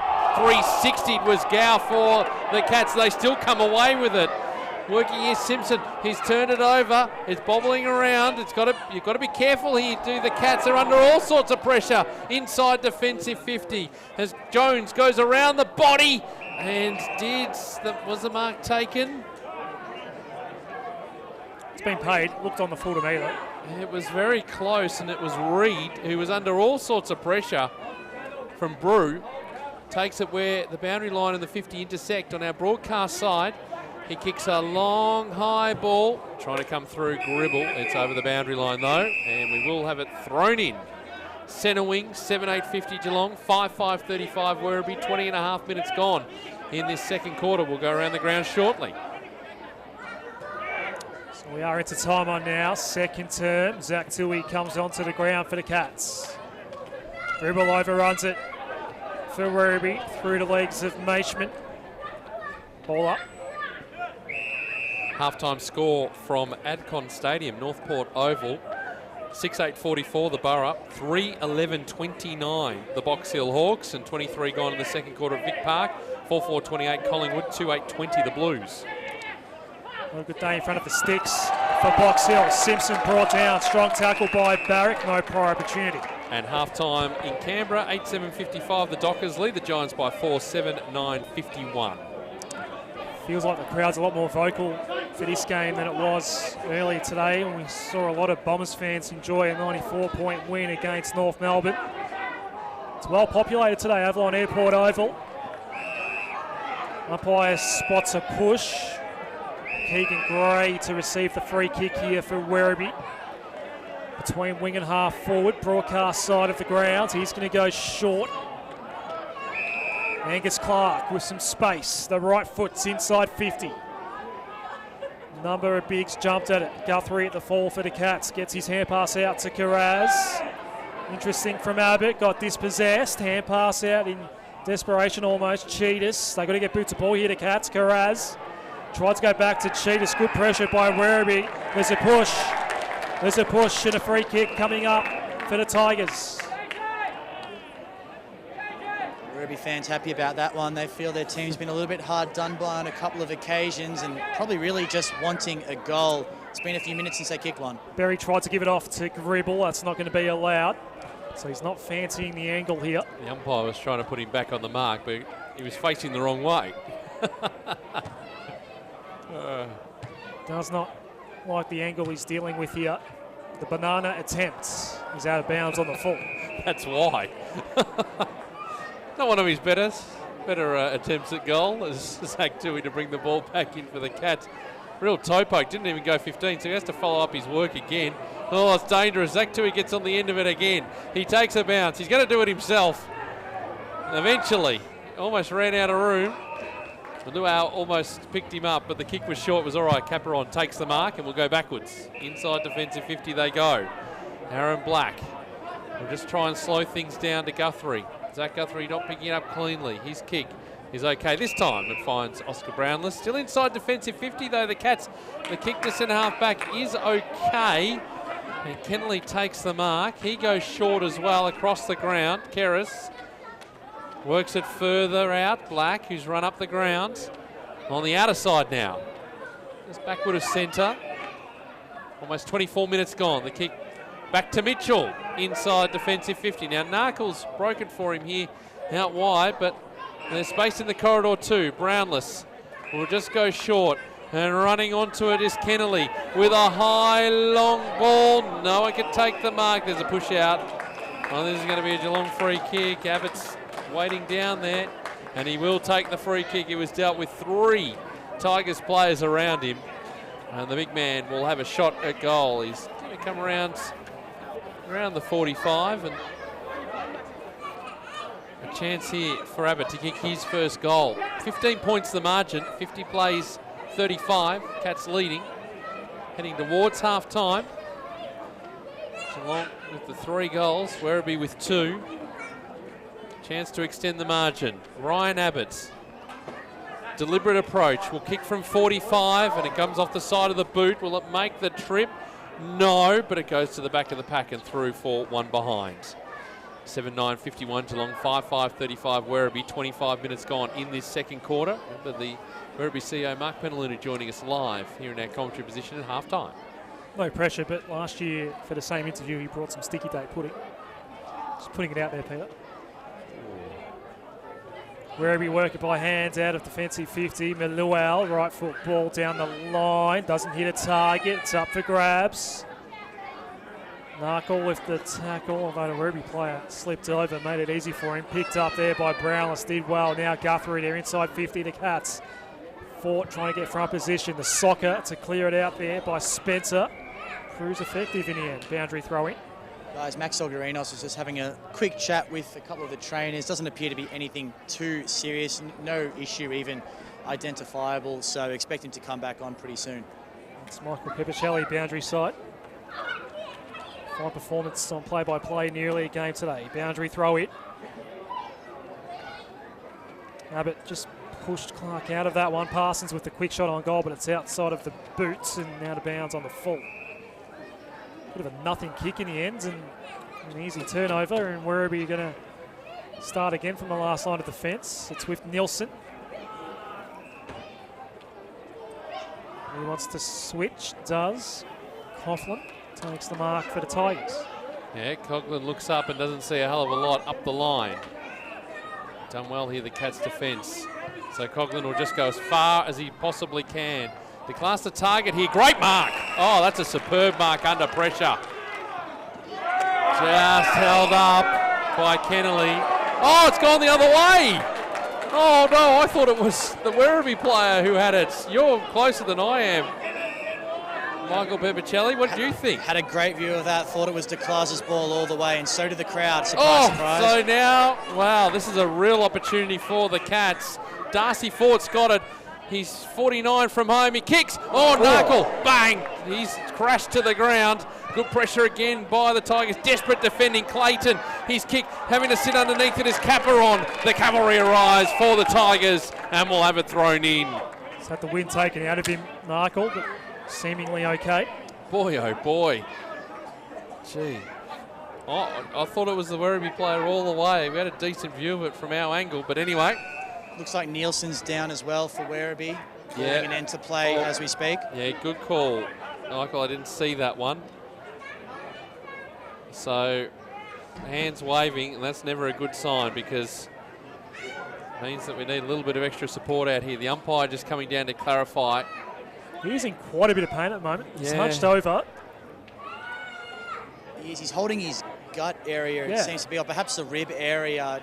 He was the one who laid that desperate spoil on Narkle before and might have copped an errant boot or an errant elbow. He's making his way off the field. Well, it was a brave effort. He is holding his ribs, as you say, as he makes his way from the field. But, boy, they needed it. That was a goal saver, just to neutralise the contest. Just great awareness, but it's unfortunate. Receives a few pats on the back, pats on the head. As he makes his way off, we're going to have a bit of a delay here. And with efforts like that, you'd have to think he's probably one of Mark Williams' absolute favourites. Not a big disposal winner, but desperate efforts like that in defence is what wins over coaches. We've gone 12 minutes without a goal here. So the ball is being tossed back in. Nielsen slowly makes his way off the ground. Trying to get his way through his Brew. Now to Class, has to be clean. He can't. He's wrapped up in the tackle by Kerris, and the umpire will throw the ball up. Dan Nielsen gone straight to the rooms, guys. So we're not going to see him at least until the third quarter gets underway. The Class, handball across. Now the opportunity again for the Tigers to try and clear the space. It may only be temporary because Tui gets onto the footy. It spills for Simpson, gets it to Cheetahs, who kicks the ball inside the 50. Ball into the pocket for trying to track it down. The boundary line wins out. We'll have it thrown in 25 metres around from the Geelong goal. 7-9-51 plays 5-5-35. Geelong leading Werribee. We've gone 29.5 minutes in this second quarter. I'll get you some halftime scores in a moment. So as I said, it's been a while since we've seen a goal here. It's Ben Jarvis at the 17-minute mark. Last time we had a goal in this game, so we should be very close to the halftime siren. I'll give you a halftime score, if I may, at Victoria Park. 5-4-34 the Pies. They've kicked a couple of goals here, the Blues. It's a one-point ball game, 4-9-33. And at the Borough, 6-8-44 playing Box Hill, 3-11-29. Shot on goal, converted. Was it Narkle? Yep. He's had a good day. That's his first goal of the afternoon, and the Cats out to a 22-point lead. Having a really good game is Quinton Narkle, doing a lot of work in and under, a lot of the dirty work, a lot of contested possessions for him, and rewards himself with a goal. He just presents so well. That's I think, the key for me. 11 touches. Parsons up to 15, had a good second term for the Cats.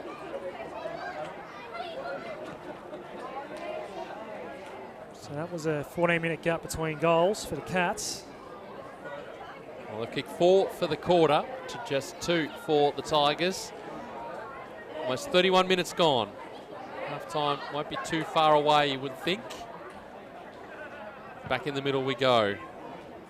Berry doing the ruck work. He's had some decent success there for the Tigers. All not going anywhere in a hurry. Now a chance. Hansen got it back out. Worked there with the Brew, who was taken down. Now the turnover is on. Parsons. A kick up towards centre half forward is going to be turned over again. Good mark by Max Spencer for the Tigers. At centre half back, he looks up. He's Hebron takes the mark, and that is half time. So Geelong 8-9-57. Werribee 5-5-35, as I mentioned. 4 goals, 3 to the Cats, and for Werribee, 2 goals, 3 for them. And the Cats are extending their margin. The goal kickers to half-time, please. Let's go with the Cats first. Luke Smith and Darcy Fort have 2 each for Geelong. Quinton Narkle with that goal moments ago. Canali, Tarsa and Capiron all have the goals for the Cats. For Werribee, 2 for Jake Riccardi, 1 in each quarter. Singles, Jack Henderson, Tim House and Biol Meluau. They led by 10 at quarter time, 22 at half time. The Cats, half time scores of Victoria Park 5-4-34, Collingwood, Northern Blues 4-9-33, and Port Melbourne 6-8-44 lead the Box Hill Hawks 3-11-29 at half time. Full time earlier today hit this venue. 2014 134 Essendon, North Melbourne 5-10-40, and in the AFL a half-time score from Canberra 8-7-55 Freo, 7-9-51 the Giants, and that is a half-time score there as well. Plenty happening. We'll take a break and we'll find out a little bit more about what's happening around the Werribee Football Club with their CEO Mark Penaluna to join us on the other side of the break right here on VFL Live. Your hard yakka totally workwear VFL club needs you to show your support. Buying a VFL club membership helps support your local team and provides great discounts and match access. The VFL gives you the chance to get in the coaches huddle and enjoy kick-to-kick on the field, whilst kids under 15 get in free. Get involved in the VFL this season. Head to vfl.com.au/membership to find out what membership offers are available at your club in 2019. I'm a digital radio. And I'm a digital TV. Now, you may remember when TV went digital. Yes, and you got a lot more channels and a better picture. Well, buying a digital radio is the same. Exactly. I've got up to 30 extra radio stations, plus all your old faves, and I sound amazing. Yeah, but I look amazing. Yeah, but this is a radio ad, so no one can see you. Oh, yeah. So if you want to hear this station like you have never heard it before, buy a digital radio. Head into your nearest retailer and upgrade to digital.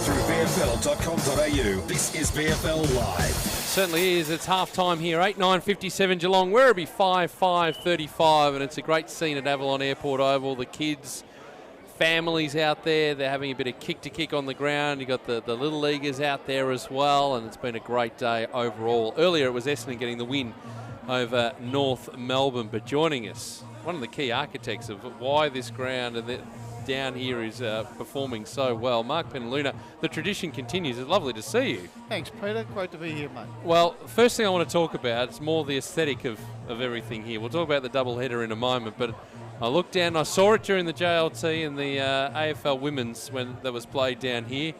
The retransported grandstand down to our left-hand side, down behind the goals there, looks absolutely sensational. How did that come about? Because I know that grandstand was sort of over somewhere else, wasn't it? It was basically where our social room is now, and it was certainly caused some debate around the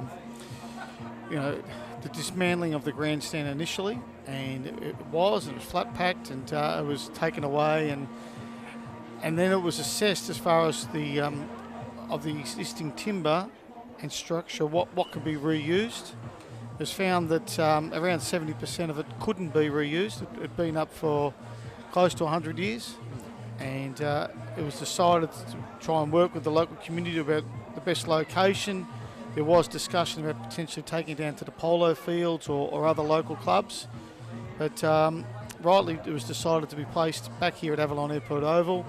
And as you say, it's in the forward pocket. It works in really well with the rest of the amenities, and it's today we've got a gate entry behind the grandstand because of the double-header game here today and the issues around parking. So we're hoping to make that a bit more of an open area and food and bev and those sorts of things possibly into the future. Well, the thing is, you've got that space on that side. It was really, there wasn't a lot sort of in that particular corner. And it's great to have that there because, as you say, if you're going to be attracting things like the JLT and attracting AFL women's competition and double headers, you're going to need space for the patrons on that side anyway. Yeah, absolutely. And on a colder day, that's tend to be where the sun shines as well. So there's quite a few people to stand over there in the middle of June, July.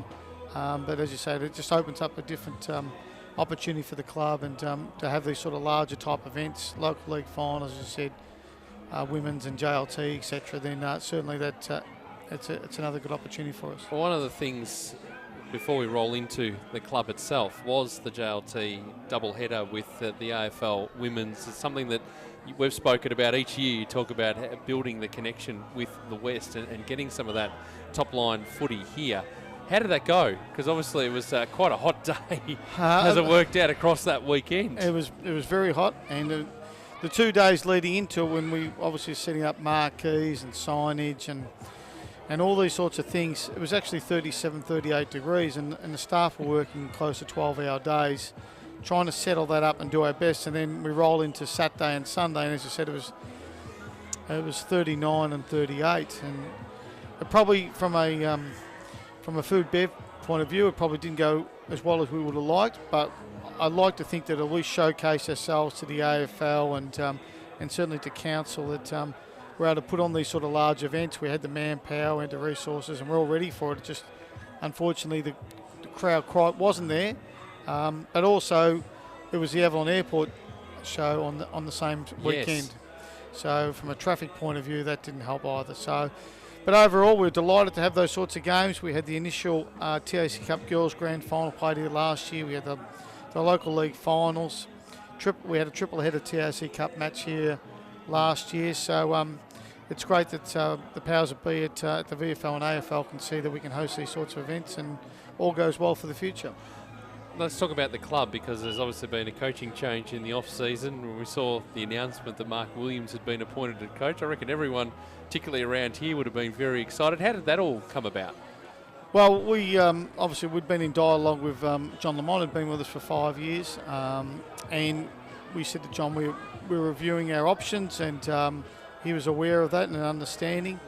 A call was placed to Mark to see if he was potentially interested. He said that he was.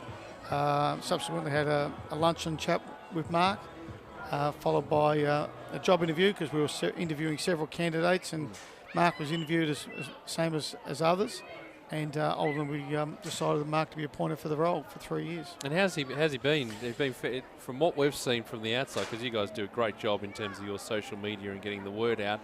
He seems to be embracing it and really enjoying his time down here. Well, Mark is different, as you know. Yes. And what you get is 110% of wanting the best for the club and for the players, and he's certainly done all of that. He's wanted to throw himself into the local area. He's met the local economic development manager. He wanted to meet the mayor.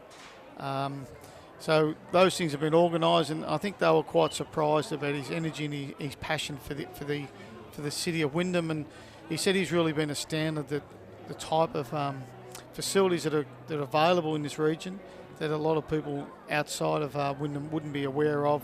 You know, as I said, the polo fields, a race course, golf course, the Werribee Market Garden. There's all those sorts of things that I think as a city we need to do a bit more to brand and create that awareness. But overall, as I said, he's very diligent. He works really hard, and we're delighted to have him on board.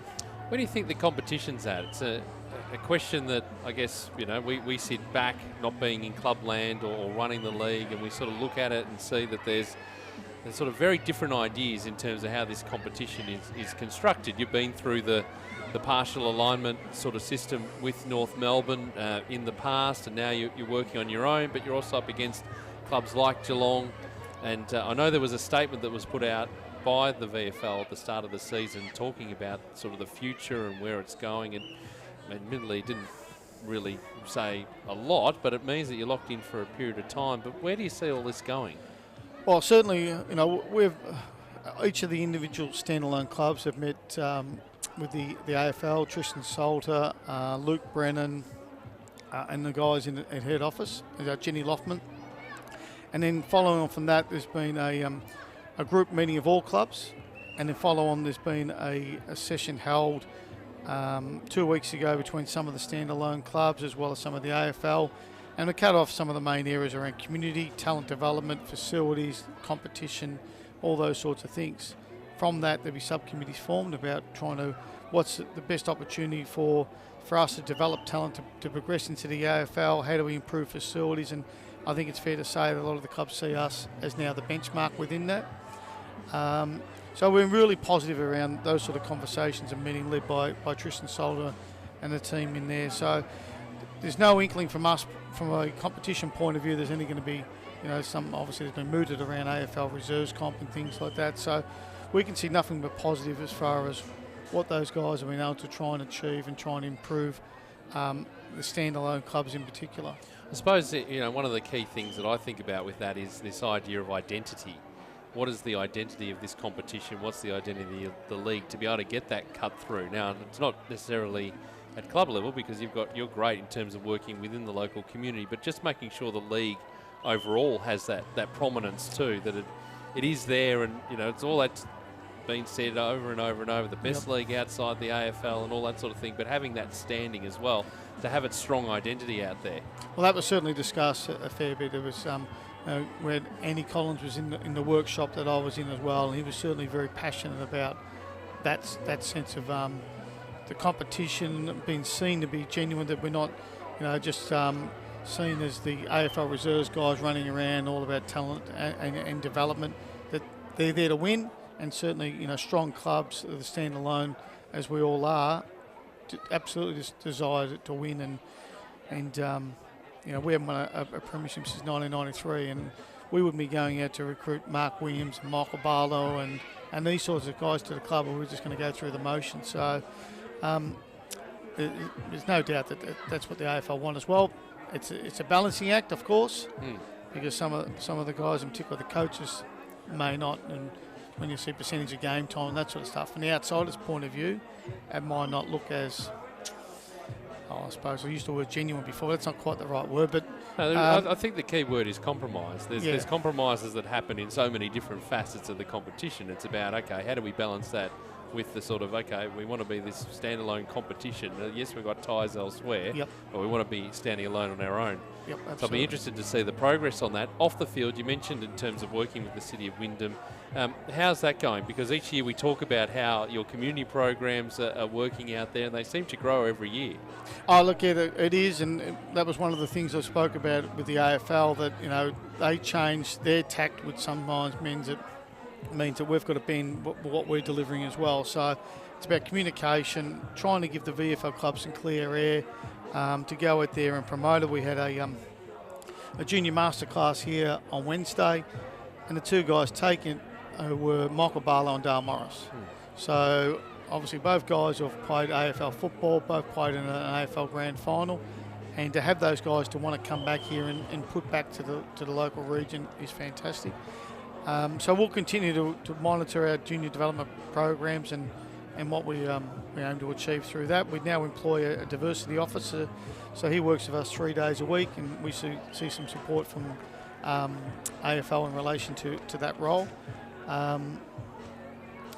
So all those things were discussed also at the VFL AFL workshop. And then sort of next 12 months in terms of goals, because it always seems to be, you know, bigger and better down here in Werribee, and we've seen that development over all the years that we've been coming down here. What goals have you sort of set in terms of strategic development in the region and at the club?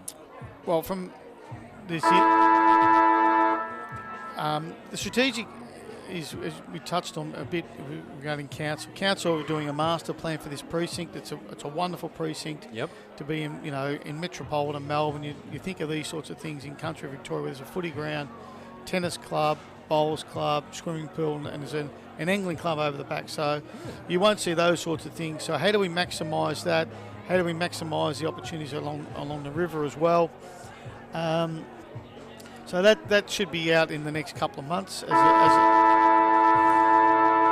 as a draft. The other part of is the financial elements of the reality is that by not being with an AFL club, standalone versus AFL is $350,000 a year to us. Yeah. So we were obviously making healthy profits, but that makes it much more challenging, and all the while we've got the investment we've made into this facility. Now, that'll pay off in time, but they're the immediate balancing acts between trying to win, improve infrastructure,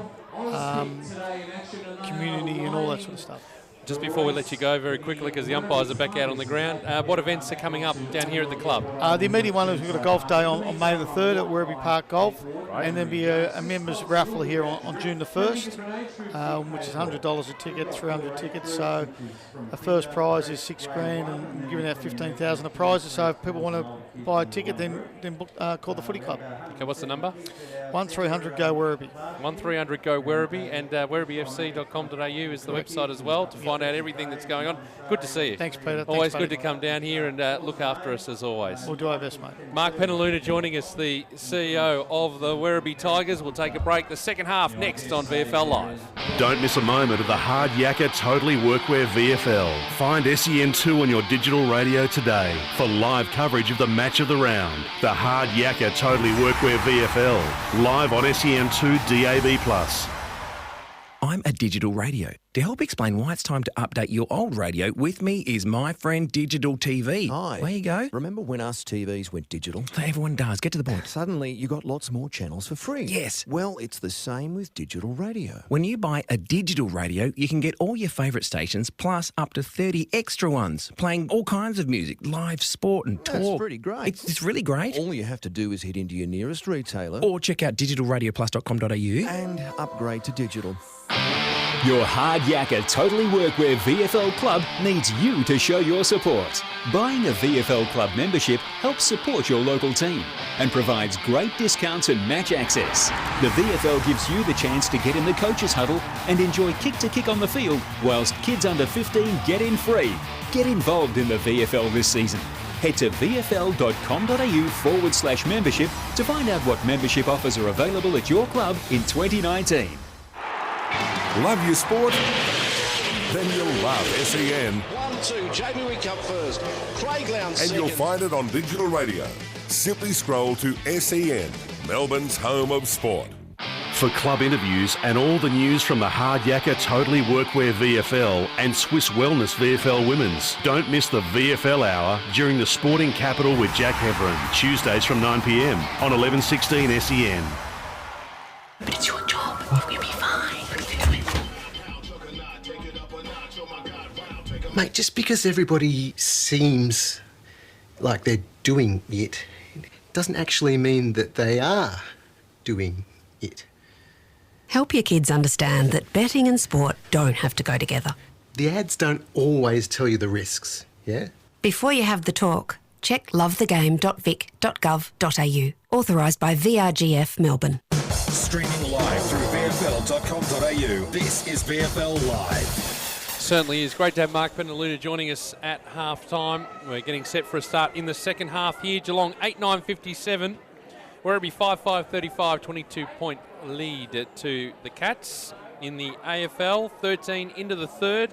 1 point lead to the Dockers, 9-7-61 to the Giants, 8-12-60. And Adam, let's update the scores. Third quarter action underway at our other venues in the Hard Yakka Totally Workwear VFL.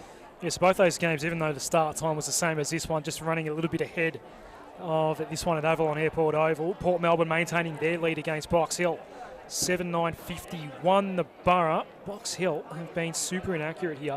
3 goals, 12-30. So that's a margin of 21 in favour of Port Melbourne. We've got a close one at Victoria Park, 5-4-34. The Pies against Another inaccurate team in the Northern Blues. 4-9-33. That's what's happening around the grounds in the hard yakka totally workwear VFL. While we've got some time, let's quickly run through some stats to half-time. Any leading possession getters there on the ground?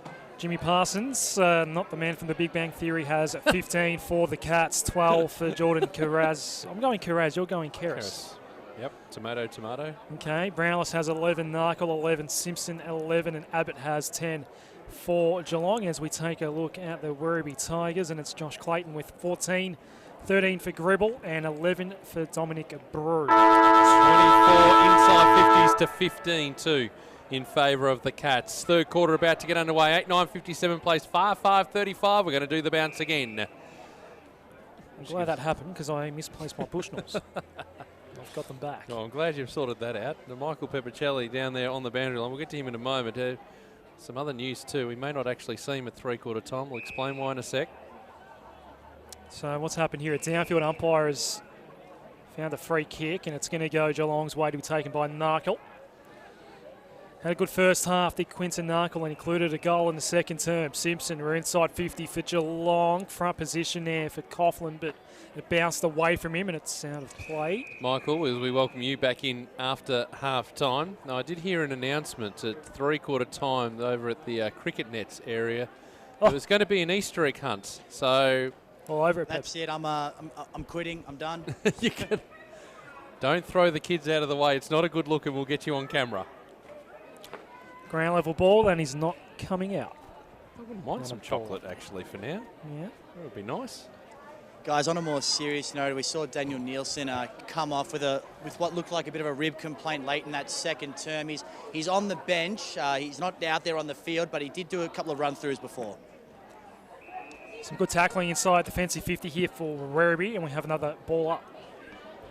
22-point ball game in favour of the Cats, looking for their first win of season 2019. Here in the hard yakka, totally workwear VFL. You know, the AFL sides had a wonderful start to their season, and a big game coming up in 48 hours from now against the Hawks. Are you going along? No, and there's a good reason for that. Okay. I'll tell you off air at three-quarter time. Okay. It's a remarkable little fun fact.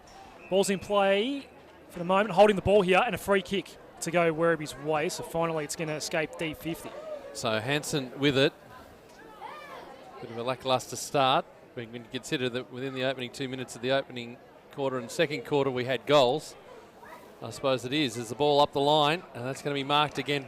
Nicely done by Abbots. Right near the scoreboard. His kick goes long inside the 50. Oh, to the back, juggler. Going to be paid? Yes, it will. It will. Fortuitous for Fort. It just fell into his hands. He was third back in the queue.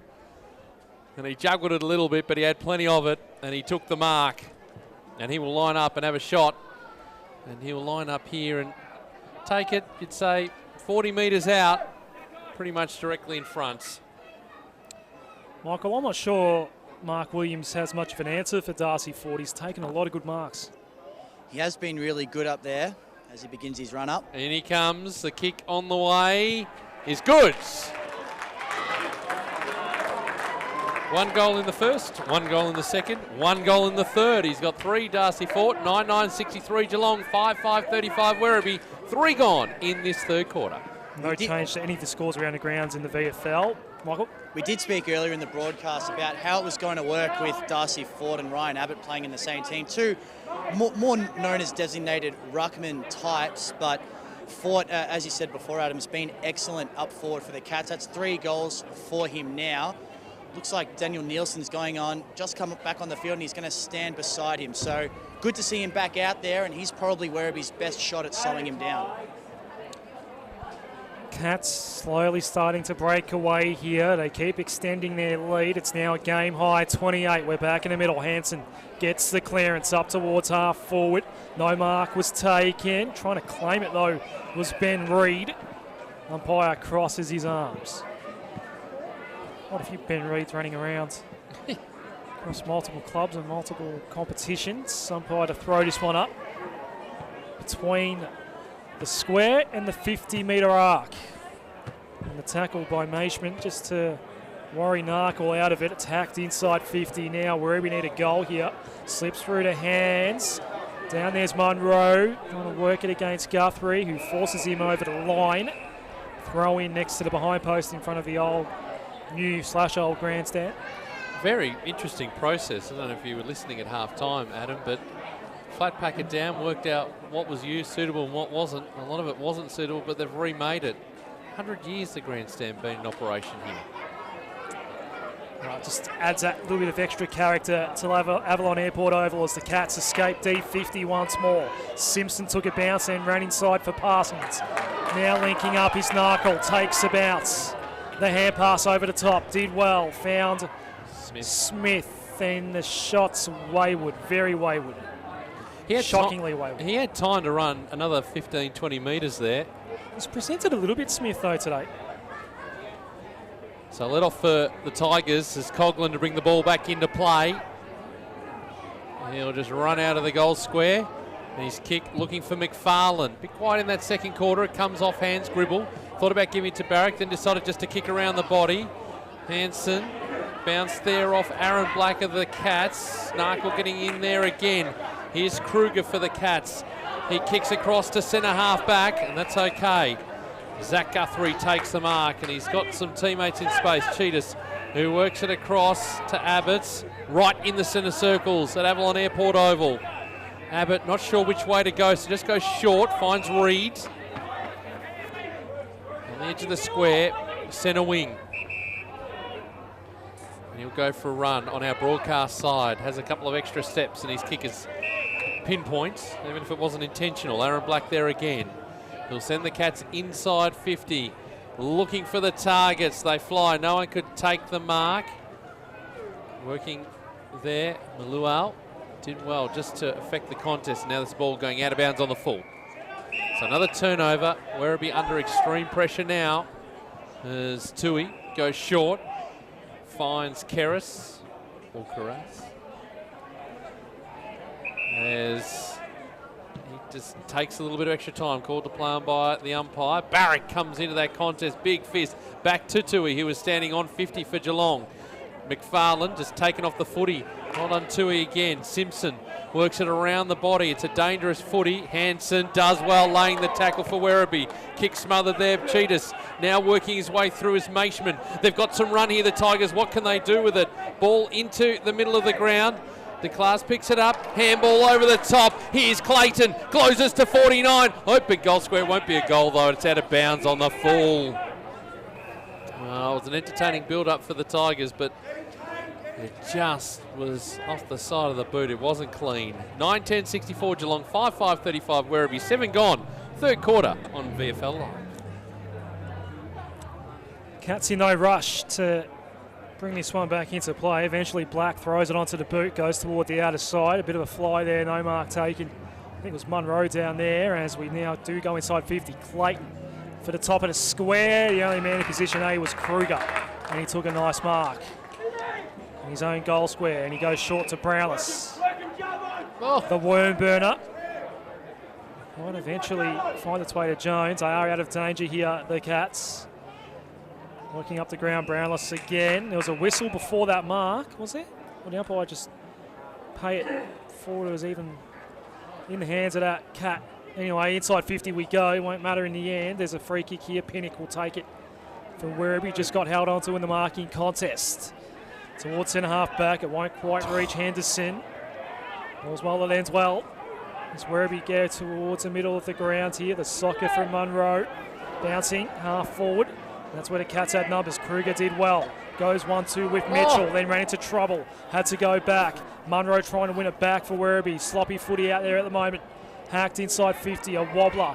Guthrie's underneath it. Pushed as he tried to take the mark. Did well to gather on the half volley. Did very well in the end. Did Zach Guthrie. Goes wide and finds Jones. Yeah, Jones will settle things down. He's on the scoreboard side of centre wing and he kicks a deep ball inside the 50. Parsons, well, in the initial wrestle, he's going to go back and get the footy. He should run into it. No, beating him in the race was Pinnock, who did well just to steer out of trouble. His kick looking for Barrack finds him. And he does well just to keep that ball and mark that ball within the field of play. On defensive 50 on the outer side. Not sure which way to go. I feel that Werribee need the next one.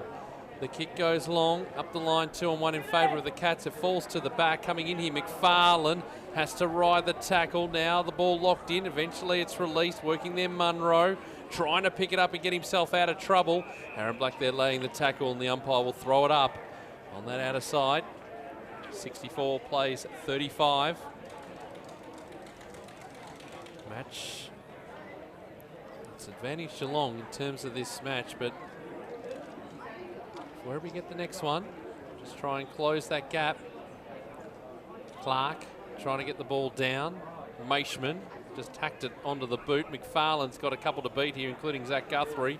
Still trying to paddle it forward. It's pinballing around Munro. Got it out. Nicely done, Henderson. Kick inside 50 is good. And finds Riccardi. He's been the only prominent forward today, you'd have to say, for this Werribee side. Tim House was okay in the opening quarter, but Riccardi's been the one presenting. And he'll line up and have a shot, and he'll be kicking from 45 out. We'll go around the ground shortly, but an important kick this one as he steps in. Riccardi, 1 goal in the first, 1 goal in the second, and he's missed to the left. 5-6-36 Werribee, 9-10-64 Geelong. 10.5 gone in this third quarter. Around the grounds, Adam Sarakoglu. Now stay with me here, Peter. Back-to-back goals for Tom O'Sullivan, but it could be one of two players, as we know. So it's 70-38. And I'm not sure which of the Tom O'Sullivans kicked those goals for Port Melbourne. Maybe it was one each. Maybe you can help me track that down as I keep an eye on the play here. Tarsa goes down. Interesting battle there with Coughlin. Spills out of play. Boundary throw in. Right half forward here. Have you got an answer for me? Thomas O'Sullivan. Tommy. The number 43. So you kicked both of them? Yes. Okay. And the other game, 8-6-54 Collingwood, 5-9-39 the Northern Blues, 15 minutes into the third quarter there. I'll see if I can quickly get you a AFL score too. 16 into the third, and it's all square. 8-13-61 Giants, 9-7-61 Dockers. Third quarter action there as well. Kicks in the middle of the ground here, works out okay for Werribee. Mark taken by Riccardi, goes with the hand pass over the top, combining with Pinnock, and they are out here, Werribee. A bounce from Gray, goes inside 50. The kick might have been slightly too hot for Kemp, but it does fall his way. Awkward left foot ball. It's high, and it's marked on the last line of defence by Curtis McCarthy, the 23rd man today for the Cats. The short pass for Black. The Cats happy to slow things down. The game's on their terms at the moment. 28-point ball game. Here's Oscar Brownless. Just too common a theme for the Tigers today, going inside 50. Scrappy ball use undoes a good scoring opportunity. Well, it is. It's just letting themselves down. Plenty of it, but McCarthy, this tempo footy to continue for the Cats. And his kick going to be long outside the 50. Almost taken by Ford to ground. Reed picks it up. He's got teammates alongside. That's just a bullet-like pass. McLaughlin getting into the action, and he finds his teammate in Caperon. Point of the square, defensive side for the Cats. He'll square the ball up, and Cheetah's got time to go for a run into the middle of Avalon Airport Oval. He goes with a long ball, should be turned over. Oh, they all sport each other there, the Tigers. Luckily, Barrick was there, although the ball's been partially smothered. Here's a chance, McLaughlin dribbler through. 3 Tigers players in that contest. They were the only ones there. And as it turned out, they all spoiled each other. McLaughlin had the opportunity and he dribbled it home, got very close to the behind post, but it was good enough. 10-10-70 plays 5-6-36, 13 gone third quarter here on VFL Live. The Hard Yakka Totally Workwear VFL season. And we're keeping up to date with all of the matches going on today. It's nice to have a Saturday afternoon with plenty of footy. Cats have done all the goal kicking of late. I'm just trying to scroll through to see the last Werribee goal. It was Riccardi, the 11-minute mark of the second. You said it wouldn't happen? 31 degrees in Werribee right now. There you go. Feels like 31 too. The summer's on its last legs, but one last burst of sunshine here in Melbourne's west today. Umpire throws it up. Good to see. Back in the middle. It's not coming out. I highly doubt it's coming out. Maybe it is coming out. Nope. No. I'll be honest, Pete, there was nothing really worth calling there. I was just waiting for a bit of Sharon to emerge, and they never did. So we'll do it again. Still in the middle of Avalon Airport Oval. 70 playing 36. Cats kicking clears. Simpson, left foot towards half forwards, effective. We go inside 50 now. The lead's on offer here by Tarsa. Just worried out of it by Spencer. Spencer, 2 Cats to deal with. Does well to lay the tackle on Brownless. Werribee does win it back in the end. Algarinos, standing start from D50. Straight down the throat of Gal. And he takes the mark in front of the gates. You're going for space, but to kick it to a player who's all on his own, they can make you pay. Keris works it across the ground. Kruger, Narkle, they're just going a ring, Rosie, and it might come unstuck here. Riccardi getting himself into the contest. Narkle did well to follow up and just bring the ball back Geelong's way. Taken off it there was Guthrie. No call from the umpire. Munro fumbling at centre half forward. He loses a handle on it. Now they've got to go into tackling mode. Bruce there just holds the footy up. Just been that fumbly, the skill level not quite there. The finish, but they're still in it faintly. 15 gone, third quarter. Ball to ground. Henderson trying to paddle it in front, but working his way through McCarthy. The 23rd player goes around the body. Maluau trying to pick up the footy. Goes by hand over the top. Pinnock. The little Wormboomer inside 50 was a low ball. Went through a couple of hands. Ogarinos was one of those. Now it's on the deck. And Henderson's been held up. We're inside 50 for Werribee. 70 plays 36. 15, almost 16 minutes gone in this third term.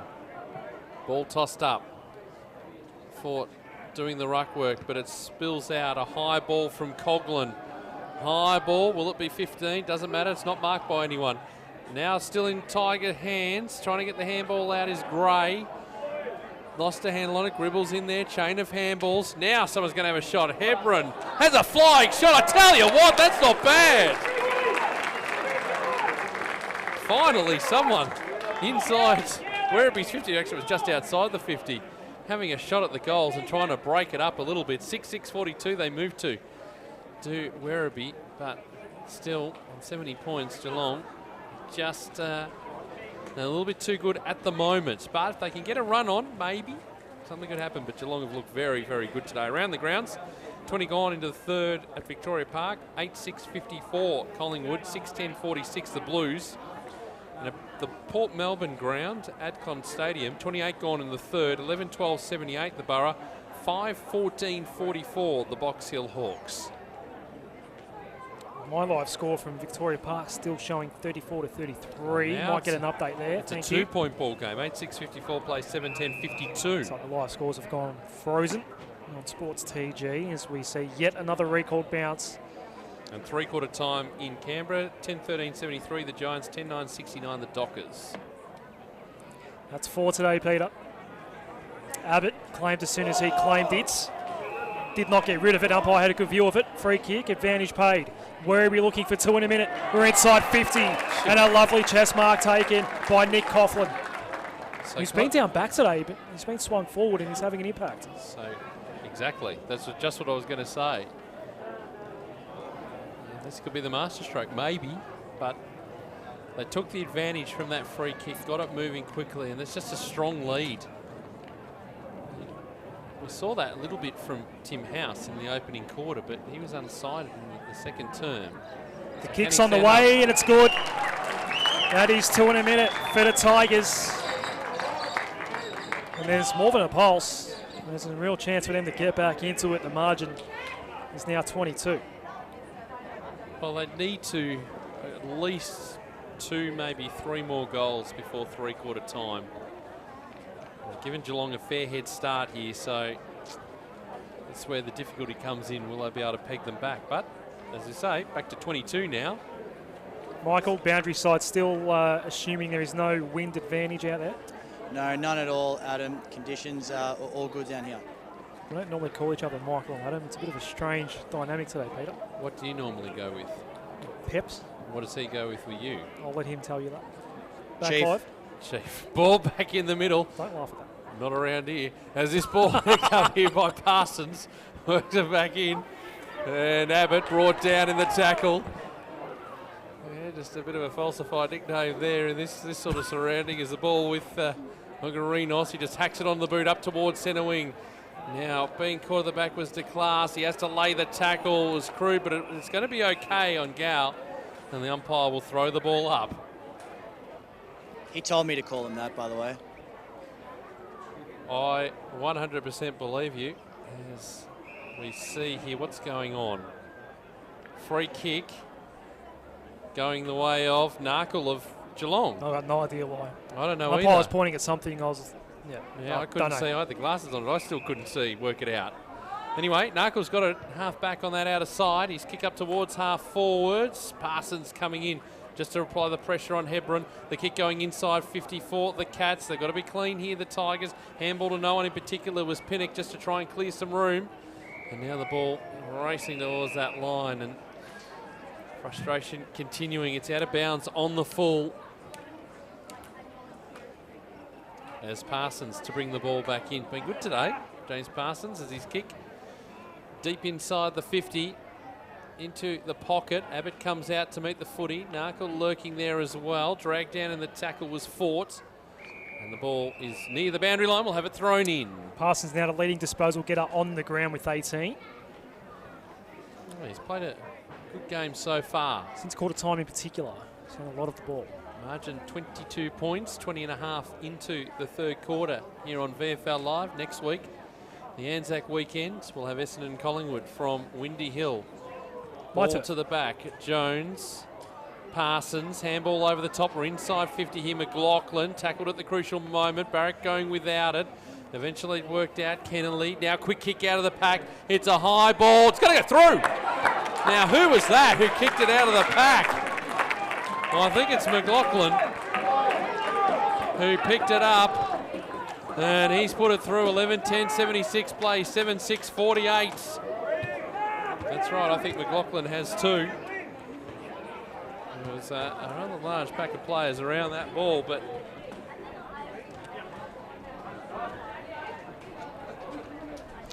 it was McLaughlin who kicked the goal. Two in this third quarter, 76 plays, 48. Into time on in this third term around the ground. Sorry. I was to say both benches did clear out. We've seen some goals late in this third quarter. Go around the grounds, Pete. 4-point ball game. Collingwood, the Northern Blues. Pies still lead at 8:56. Play 7-10-52. 25 gone in the third. And I'll give you the other score in a moment. Looks like Port Melbourne might be on their way to their first win of season 2019 as Cheetahs works his way away for some tacklers. It fell to Parsons. Touch number 19 inside 50. Drop mark there by Nielsen. Back out on the ground. Hansen. One way to the other. The kick in board. Punched away from Clark. Only had one hand to deal with there and no disposal as a result for Brew. And it's a free kick to be taken by Sam Simpson. 78 plays, 44 three-quarter time. Port Melbourne getting it done over Box Hill. It's a nice win coming up for Gary Ayres, and then as Simpson takes on the man on the mark and gets brought down. Brew with the good pressure, wins it back for Werribee, gives off the hands to Walgarinos. He does, who kicks up the line. It's not the greatest of kicks. His teammate no favours. Guthrie came in over McFarlane, the big fist, and it's over the boundary line. 22, almost 23 minutes gone in this third term. 76 plays 48. Cats leading earlier today. Big win for the Bombers, 94 points over North Melbourne. Ball tossed back in on centre wing. Front position was Abbott. Now the ball held up. The umpire will come in and toss it up again. Shade of the grandstand. This new facility protecting the bench players.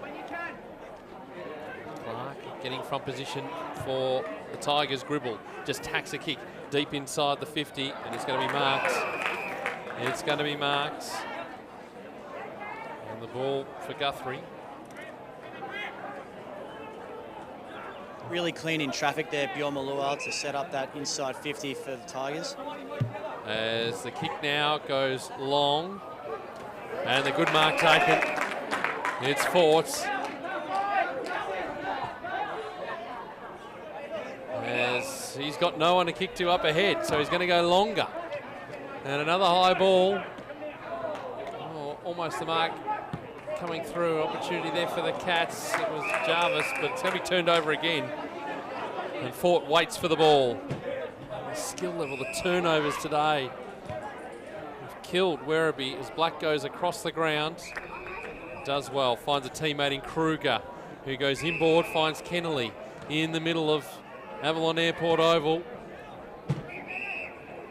Breeze picking up. Nice breeze blowing through our commentary position. Jarvis has it. Forward of centre. He goes with a long high ball near the top of the goal square. They fly forward, couldn't take the mark. Offhands Parsons bobbled around. He couldn't get clean possession. A clearing kick.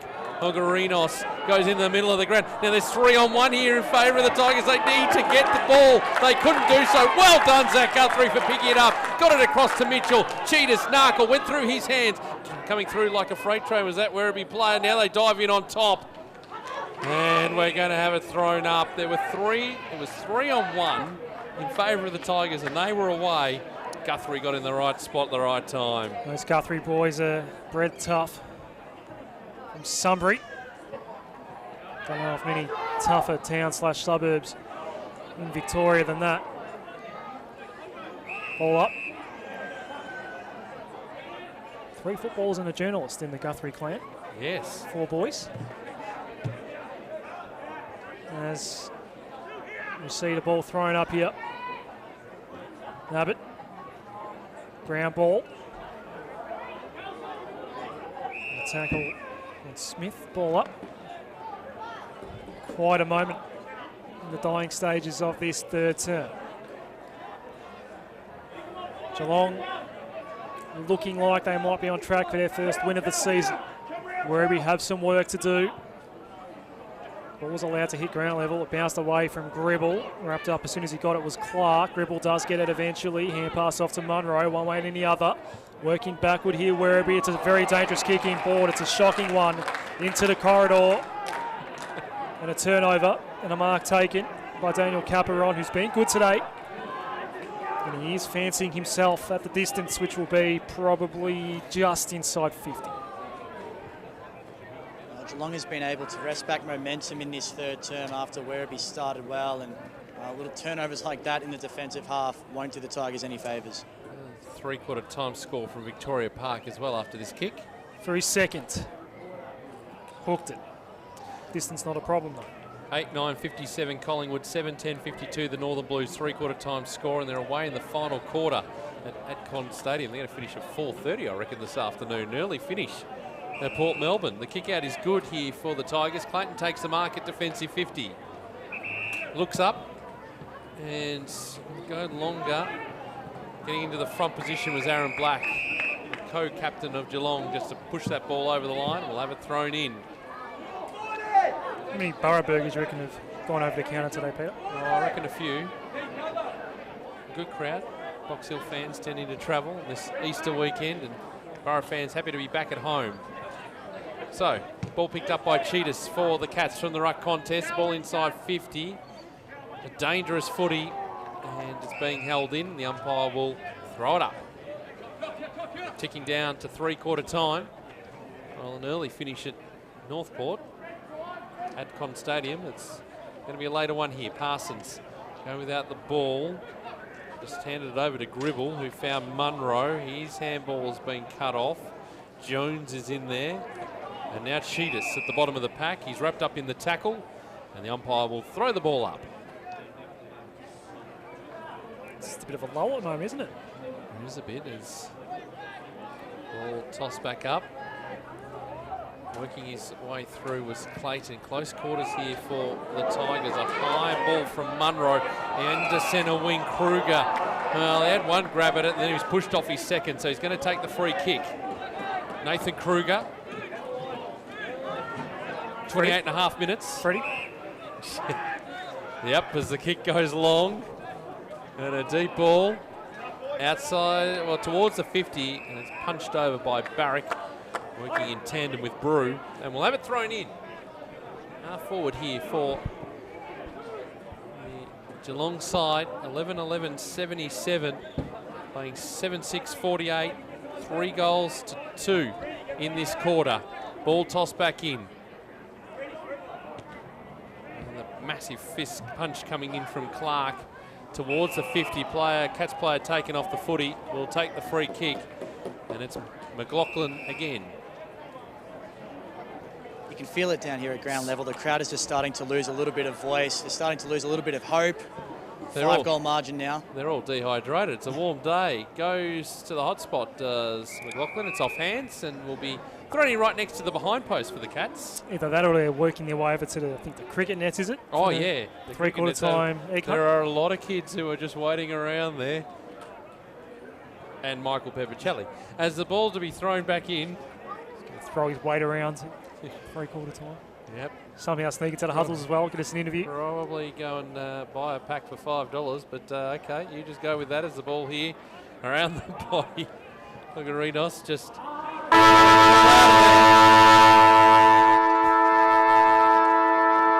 Three-quarter time.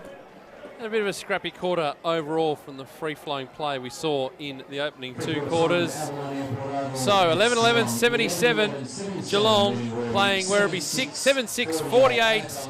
We'll get the goal kickers to three-quarter time. Darcy Fort has 3 for the Cats and then 2 for Jackson, McLaughlin and Luke Smith. Singles for Narkle, Kennelly, Tarsa and Caperon. Werribee have 2 for Jake Riccardi, then it's all singles after that. Hebron got 1 in the 3rd quarter. Coughlin, Henderson, House and Maluau. It's 29 points the margin. It was 22 at half-time, and understandably for the Geelong side and possibly Werribee too, they're setting up their huddles right next to the grandstand in the shaded area, which is very, very sensible. Mike will be in there having a listen to what both huddles had to say. Then we'll be getting this final quarter underway. It's been a big day of footy. 1 quarter to come. Geelong leading it by 29 points. We'll go around the grounds as well. Plenty still to come on VFL Live. But it's your job. You'll be fine. Mate, just because everybody seems like they're doing it, doesn't actually mean that they are doing it. Help your kids understand that betting and sport don't have to go together. The ads don't always tell you the risks, yeah? Before you have the talk, check lovethegame.vic.gov.au. Authorised by VRGF Melbourne.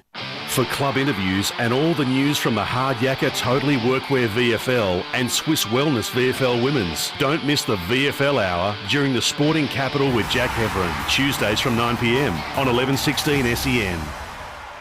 I'm a digital radio. And I'm a digital TV. Now, you may remember when TV went digital. Yes, and you got a lot more channels and a better picture. Well, buying a digital radio is the same. Exactly. I've got up to 30 extra radio stations, plus all your old faves, and I sound amazing. Yeah, but I look amazing. Yeah, but this is a radio ad, so no one can see you. Oh, yeah. So if you want to hear this station like you have never heard it before, buy a digital radio. Head into your nearest retailer and upgrade to digital.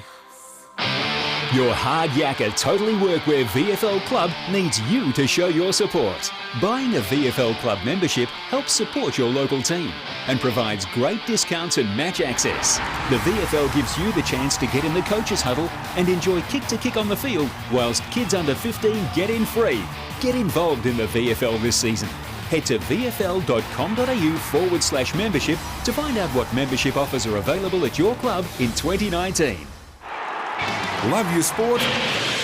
Then you'll love SEN. 1-2, Jamie Wickup first. Craig Lowndes And second. you'll find it on digital radio. Simply scroll to SEN, Melbourne's home of sport. Don't miss a moment of the Hard Yakka Totally Workwear VFL. Find SEN2 on your digital radio today for live coverage of the match of the round. The Hard Yakka Totally Workwear VFL, live on SEN2 DAB+. Streaming live through VFL.com.au. This is VFL Live. Three-quarter time here at Avalon Airport Oval. It's been a great day. It's been a warm day for footy, over 30 degrees here this afternoon. And, well, we're getting set for a big final quarter. 11-11, 77 Geelong, 7-6, 48. Werribee 29-point margin. Peter Mercado and Adam Sarakoglu upstairs. Michael Peppicelli downstairs. And we'll see if we can get inside the Geelong camp. I noticed Chris Scott among the interested onlookers heading into the three-quarter time huddle.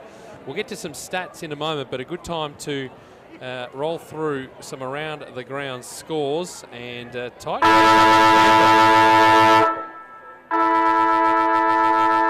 10-14-74 the Giants, 10-10-70 the Dockers. It's been very close all day. 4-point lead to the Giants. 2 minutes, almost 3 minutes into the final term there. And in the other games going on at the moment, 31 seconds into the final term at Vic Park, and the Blues are in front, 8-10-58 to 8-9-57. And 8 minutes into the final quarter at Port Melbourne Adcon Stadium, 12-13-85 the Borough, 6-14-50 the Box Hill Hawks. So I suspect that the Borough are going to get the job done there. But as we saw in the elimination final last year, you can tighten up very, very quickly. But we called that, didn't we? We did. Yeah. My word, we did. Had a bit of viral about it, I think, that finish to the game, the chaotic finish. Ollie Hanrahan kicking that goal. Well called by yourself and Leedsy. Hello to Leedsy. Watching or listening. Hopefully we see you later in the year here on VFL Live. Some stats. 20 for Jimmy Parsons now, and Tom Gribble for Werribee also has 20 as the leading disposal get up for Werribee. Clayton has 19, Narkle 17 for the Cats, Simpson, Black, Brownless 16, 15 respectively. Got another stat for you, courtesy of our good friend Anthony Stangas. I saw this, yes. The Falcon from Oscar Brownless made it onto Twitter. The Falcon from the Falcon made it onto Twitter, 4,500 views. 4K, there you go. And counting, and I'm tipping it's going to get around about 10 o'clock tomorrow morning on Channel 9. Sometimes things happen here in the Hard Yakka Totally Workwear VFL that tend to go viral.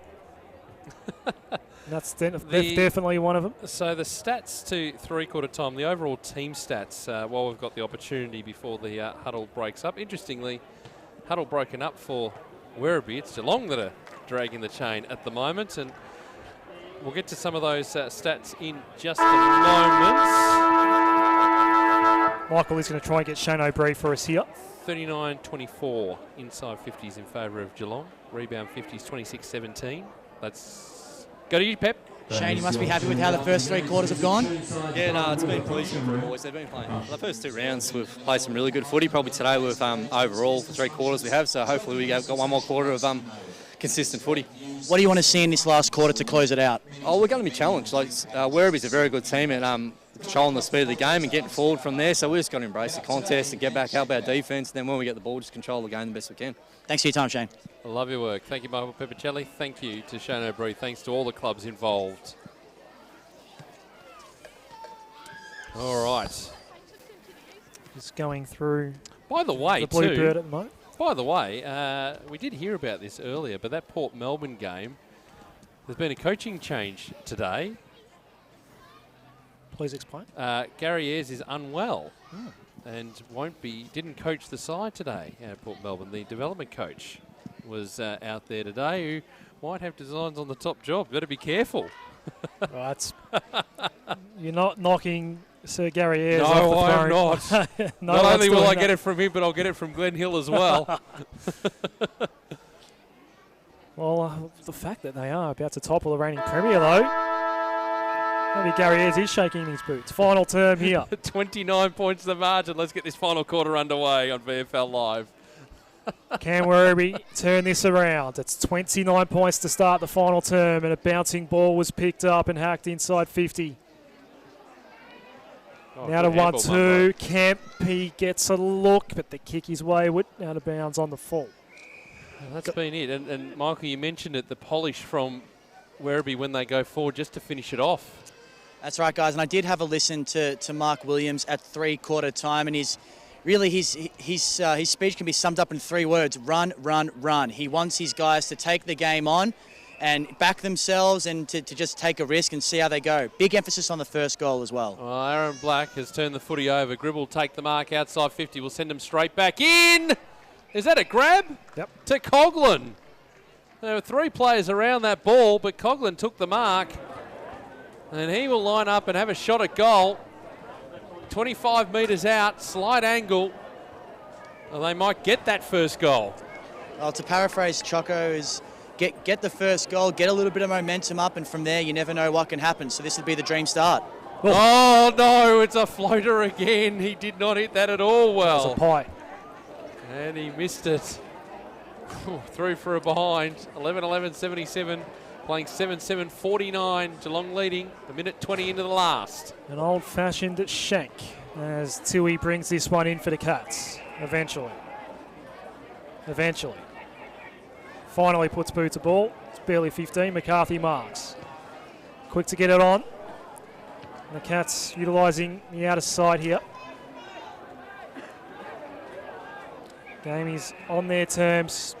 As Abbott goes to centre wing, although that kick did not come out the way he wanted it to, and Werribee do win it back. He had a little tap on. We're tracking toward the boundary line. Tui does keep it in. Zach did well there. The hand pass off, and the Cats are going to get out of danger. Read the 1-2 with Tui, and a nice little chipper. Finds Jones. This kick will get him out of danger for good. That's a good kick as well. Oh, Kennelly. Zach Tui just not happy with Maluel. A little bit of niggle there behind the play. All right, so Brownless goes to Parsons on centre wing. Cheetah's coming off, maybe slightly proppy. He's having a chat to the trainers as we see Parsons go bang inside 50. The fist on the ball. Trying to track it back there was Gray. Had pressure coming, needed help. It's a hot footy to win this one, extracted by Gow, but he was wrapped up pretty quickly. Loose ball is up for grabs.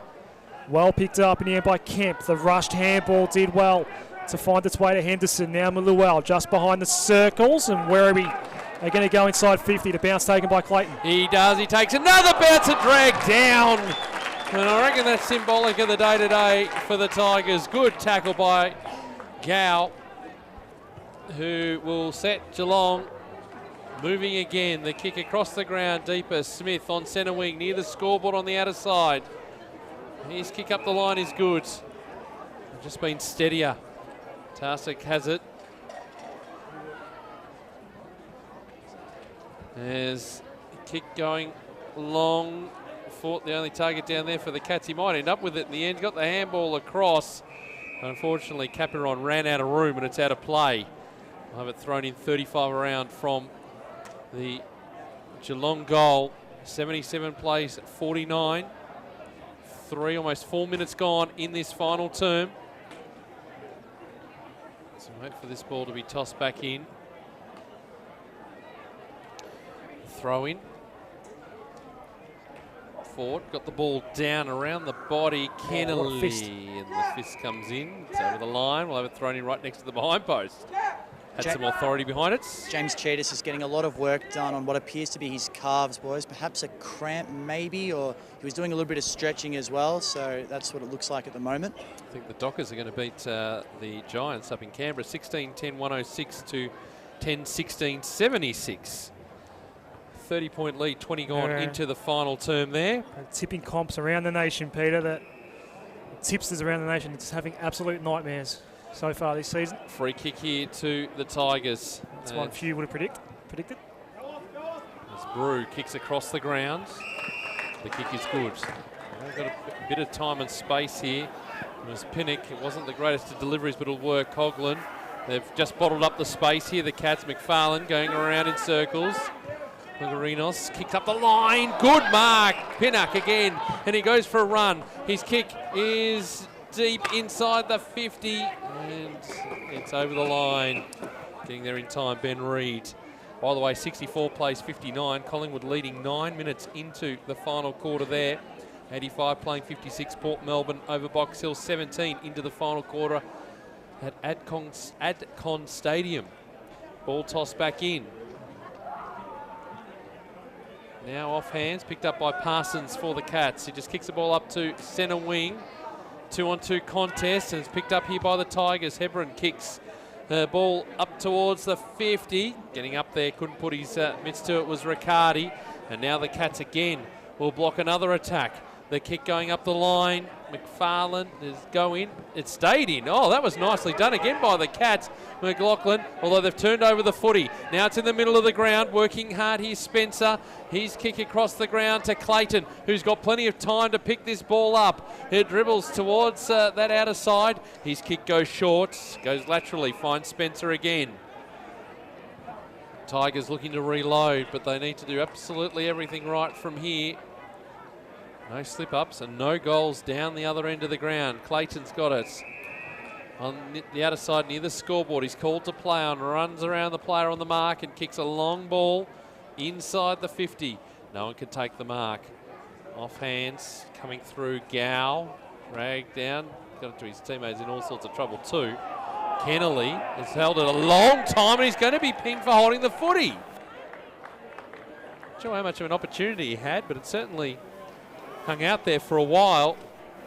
And so they still may get this first shot at goal.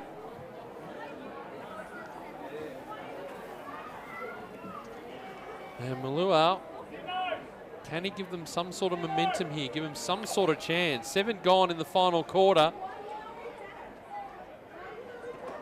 Luau stuttering run up, steps inside the 50, he kicks from 45. The kick is across the face again. 7-8-50, plays 11-11-77. Geelong leading Werribee, 7 minutes gone, final quarter. McCarthy receives it from Tui.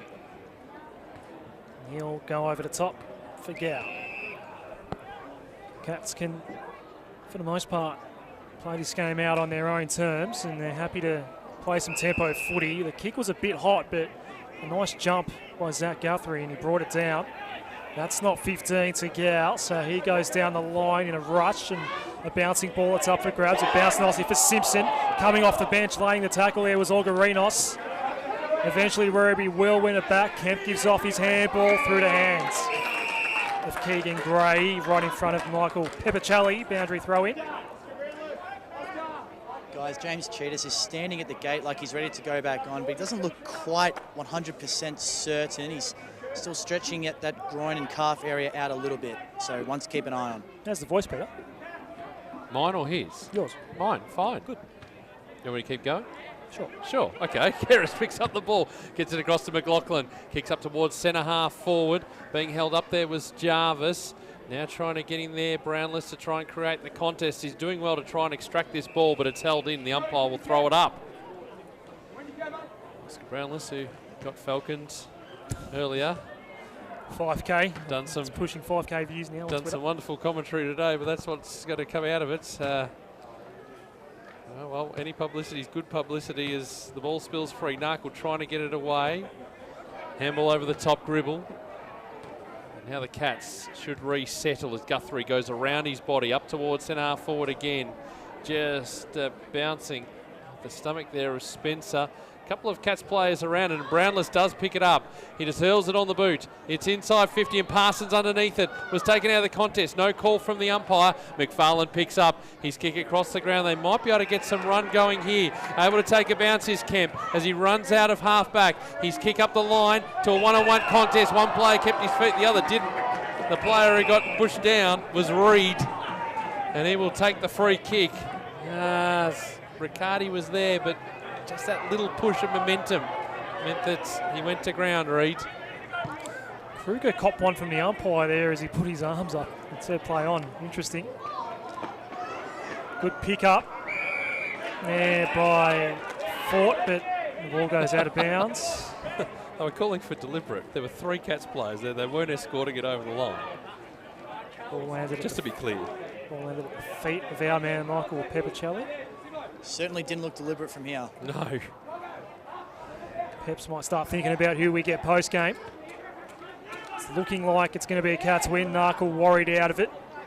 He might be one. Parsons had his jumper slung and holding the ball. Free kick, advantage paid. Gribble. Not sure about the advantage. The kick was smothered off the boot. Trying to pick it up here, and he does eventually. Jarvis, and he finishes. Cats on their way to their first win of the season. 12-11-83 to 7-8-50, 10.5 gone final term. It's really been the story of the afternoon, hasn't it? Werribee dominate certain patches of the game but aren't able to put much of a score on the board, and then before you know it, Geelong works it inside 50 and they are able to take advantage with a goal. 16-10, 106 the Dockers. The Giants 11-16-82. Going to be a win for the Dockers. 24 points, 27 into the last. An update of the scores It's a 9-point lead to Collingwood over the Blues, 70 plays 61 midway through the final term, and 86 plays 64 the Borough over Box Hill, 23 minutes into the final term there. So Cats might be the only one to get their first win today.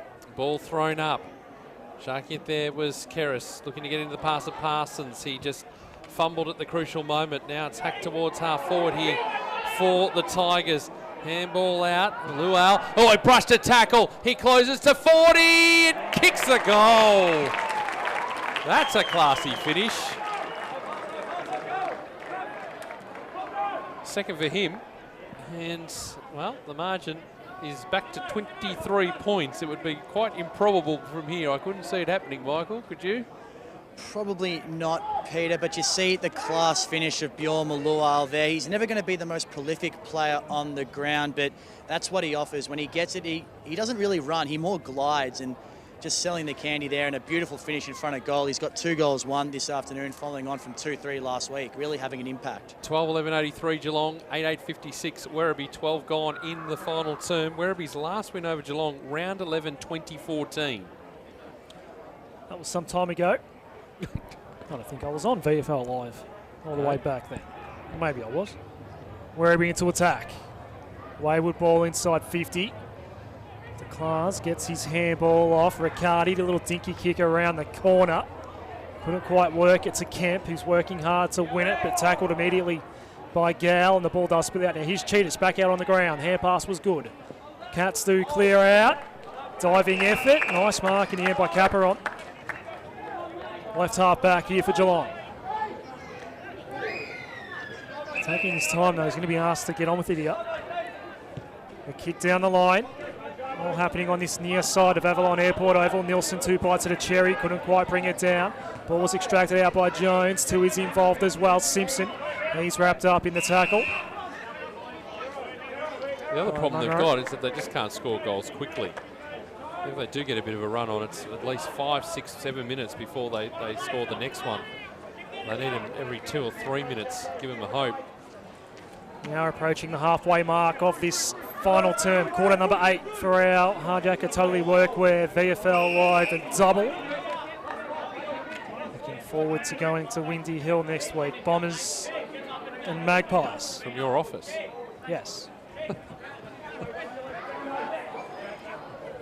Eventually, the ball's won here for the Cats by McLaughlin, although a bad handball and a turnover's forced. Under some pressure here, it was Coughlin.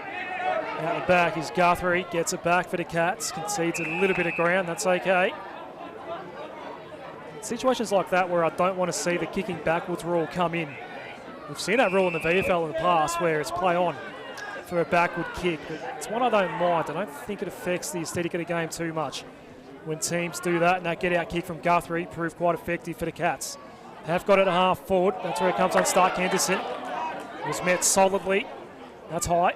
Umpire says no. Now a high contact free kick. She got away with that. Big time, Josh Clayton.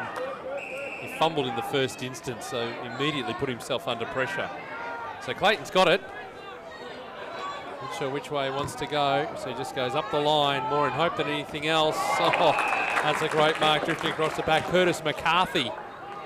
Remember that name, Cats fans. The 23rd player today gets it across the ground. Kennelly, he's been good today, although his pass not so. He needs to go back in. Now a chance. Here's Munro. He goes for a run. He's got a player over the top. It's going to be okay. Open goal square. Coughlin puts it through.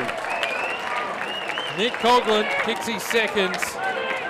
Luau was also involved there too, just to win that footy back.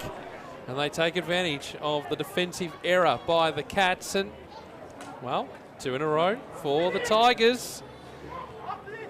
Is that pulse just faintly ticking along, would you say? I don't know. No one's jumping on that. 12-11-83 plays 9-8-62. We've played 15.5 in the final term. The other thing too is it's been a very warm day here at Werribee. Temperatures over 30 degrees. It's who's going to have the better run in the legs. We heard from Michael Bepicelli at 3/4 time what Mark Williams said about run, run, run. It's still 30 degrees here in Werribee. So if they can keep that run going, just got to be cleaner. That's the biggest problem today. So 4 bounces go wayward. That one wasn't great, but did stay in the circles. As the Cats look to work this broadcast side of the ground, and it's picked up by Reed. The inside 50, Jones was just caught behind that time, and Spencer got back and took a nice mark for the Tigers. I don't know if Werribee borrowed the Tiger we heard from last week, which was borrowed from Coburg initially. It was sort of malnourished, I think, toward the end of its run at Coburg. We'll be worried about it, Peter. Up at Mount Coburg last year, out of bounds, and a boundary throw in. I think it's in action today here at Avalon Airport Oval. 83 plays 62. Final score in Canberra, 16-10-106 the Dockers, the Giants 11-16-82. In about 8 minutes' time, Melbourne and St Kilda. That's an important game for both sides. The throw in, out of wing here, Gribble involved in the tackle. Final score at Port Melbourne, Adcon Stadium, 12-17-89 Port Melbourne, 8-17-65 Box Hill. Big win for the Borough. Gary is not coaching, away ill today. Sure, his job's in very safe hands as we go inside 50. Barrick is a dangerous one to deal with. The dribbling ball off the boot of Caperon. Only a minor score in the end, so a reprieve for Werribee, and now they're just adding a bit of tempo here. They want it to go straight down the line. The turnover, the shot on goal from Reed. It's going to be marked on the line, no score. And the Pies have got a relieving goal of Vic Park, 76 plays 68, deep into the final term there. The kick goes long, outside the 50. Fort got his hands to it, affected the spoil. Simpson there as well. Got some players here lining up across the 50. One of them was Jarvis, not taken. Now a chance for the Tigers. The long kick by Brew, going up towards half forward, working hard there to Class. He had to do well. He did well in the end, had some teammates in support. He gets the handball receive, and now his kick across the ground is okay. Good mark taken by House. Been unsighted virtually since quarter time. He works it across. Malual works it here to Clayton, who runs to 48. Got to bring this ball back. He does! Clayton gets his first goal for the game. 18 and a half minutes gone. The margin continuing to narrow as we hit time on in this final term.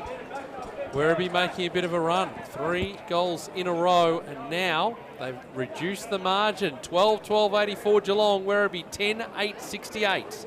And we've played 19 minutes in the final term. Peps, maybe keep an eye on Jack Berry, who's just come off a Werribee. He's a bit proppy. In fact, there's a second man that's injured as well. That's just linked off the ground. Tim House as well. So 2 injury concerns for the Tigers late. So we're not into time on yet. I think I handed the 4 points over.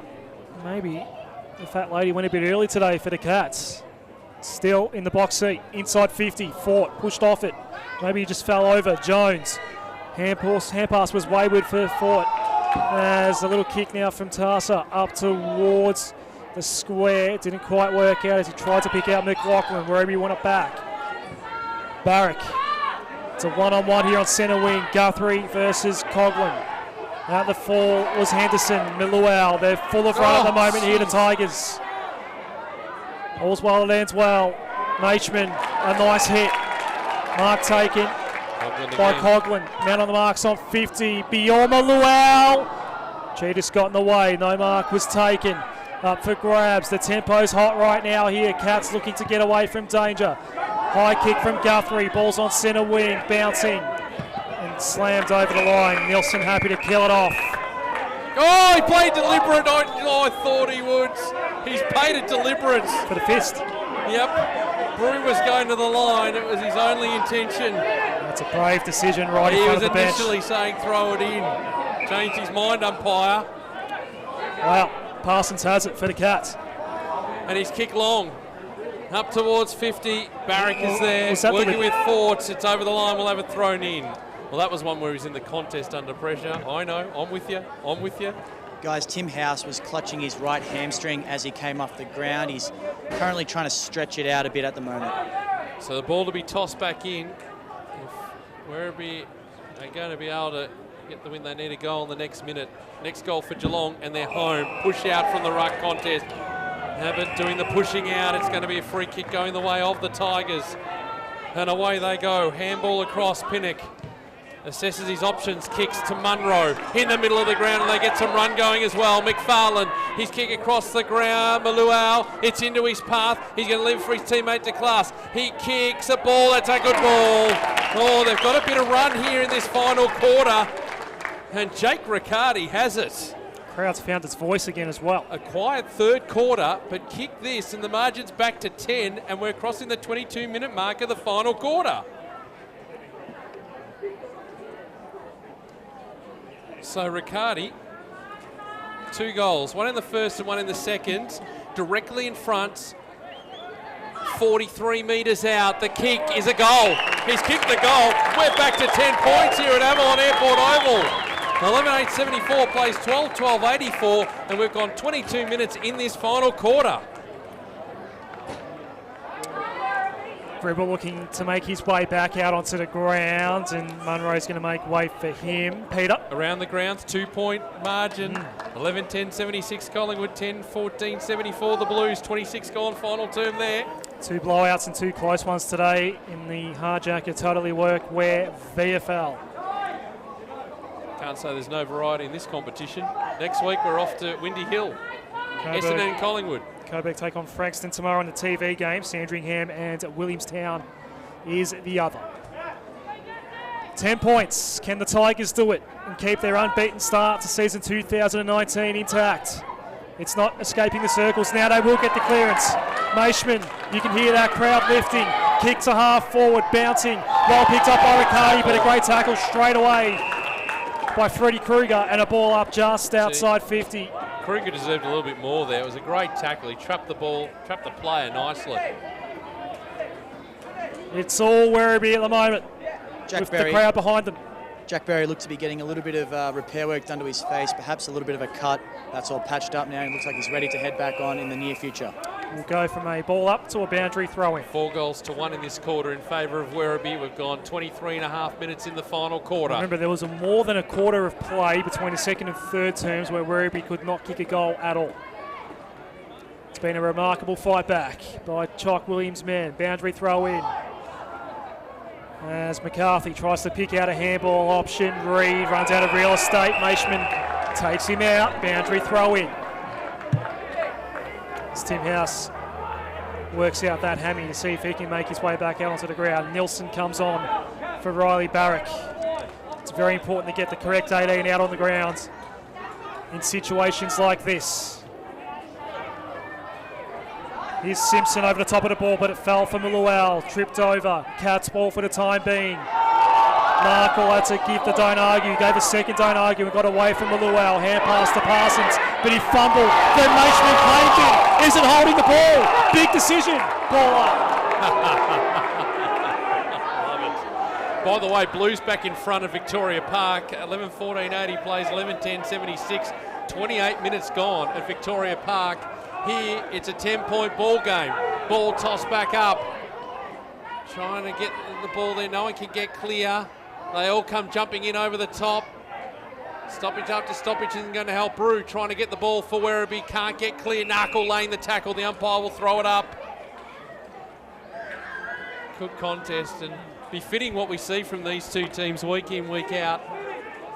Close contests every time they play each other. Handball out, it's been taken away. Parsons goes with the outside of the boot, just trying to spin a ball back into the middle of the ground. It's picked up by Ford. He hurls it onto the boot. Big ball it's one-on-one in front. Here, heading forward for Geelong. Leading in the race for the ball, though, is Hebron. He's got a Geelong player to encounter. He did well in the end, but Jarvis is there for the Cats. Brought to ground, turned the ball over. Clayton worked it across. Spencer back into the path here of Hebron. He's got to be good. Gets the ball over the top. Got to be clean, and they are. He works with Gray, gets it back. He's looking like he's going to go back to Gray. Maluau in there creating the contest, but it might be turned over. Brownless gets the handball over the top. Works it back across. Big tackle put on. Caperon taken down. Maluau takes it and wants to go on with a 2, but his teammate wasn't watching. Parsons did. Clayton wasn't there, and it's over the line. We'll have it thrown in. He's becoming an emerging star of the VFL as Bjorn Maluel has had an outstanding game. Plucked from obscurity. No one had known who he was 2 years ago. Great year at local level last year and 3 very good games to start his VFL career. He's been a star today. Boundary throw in. Werribee need to win this ball, and they will. Nice little hand pass out, Augurinos, although McFarlane just tackled as he got his hand pass out. Cheetahs worried off the ball. Nice tackle there by Pennick. McFarlane went in for another dip. Simpson wrapped up. Ball up at half forward for the Cats. 26 and a half gone, 10-point ball game. The clock's the enemy here for Werribee. A win would mean so much. 3-point ball game at Victoria Park. Blues still leading, 30 gone, final term. They need a goal quickly here. Werribee, another one for the Cats, will finish it. And they'll get their first win of the season as the ball goes out of play here, forward of centre wing for the Cats. Now the only difference there, that ball's called throw in, whistle, blood rule. Blood rule happening, Michael Bepicelli. We'll come back to you in a sec. That ball went straight to the boundary line from about 30 metres out. The difference is Werribee need to hang on to the footy. So Fort's got to come off here. A bit of blood in his jumper. Don't actually know what the source of that bleed is, but it has spilt onto his jumper and he will come off. Looks like it might be his elbow. Boundary throw in here. Wherever you've got to go, and they've got to go now. Umpire brings it in. The tap down by Clark. Brew, Jones, fumble. Throw in. That was clever. That was very clever by Jones right near the line. Tick, tick, tick, tick. 28 minutes almost ticked by. 74 plays 84. Cats lead. So the ball to be tossed back in, just forward of centre here for Geelong. Right where they want to be. Ball tossed back in.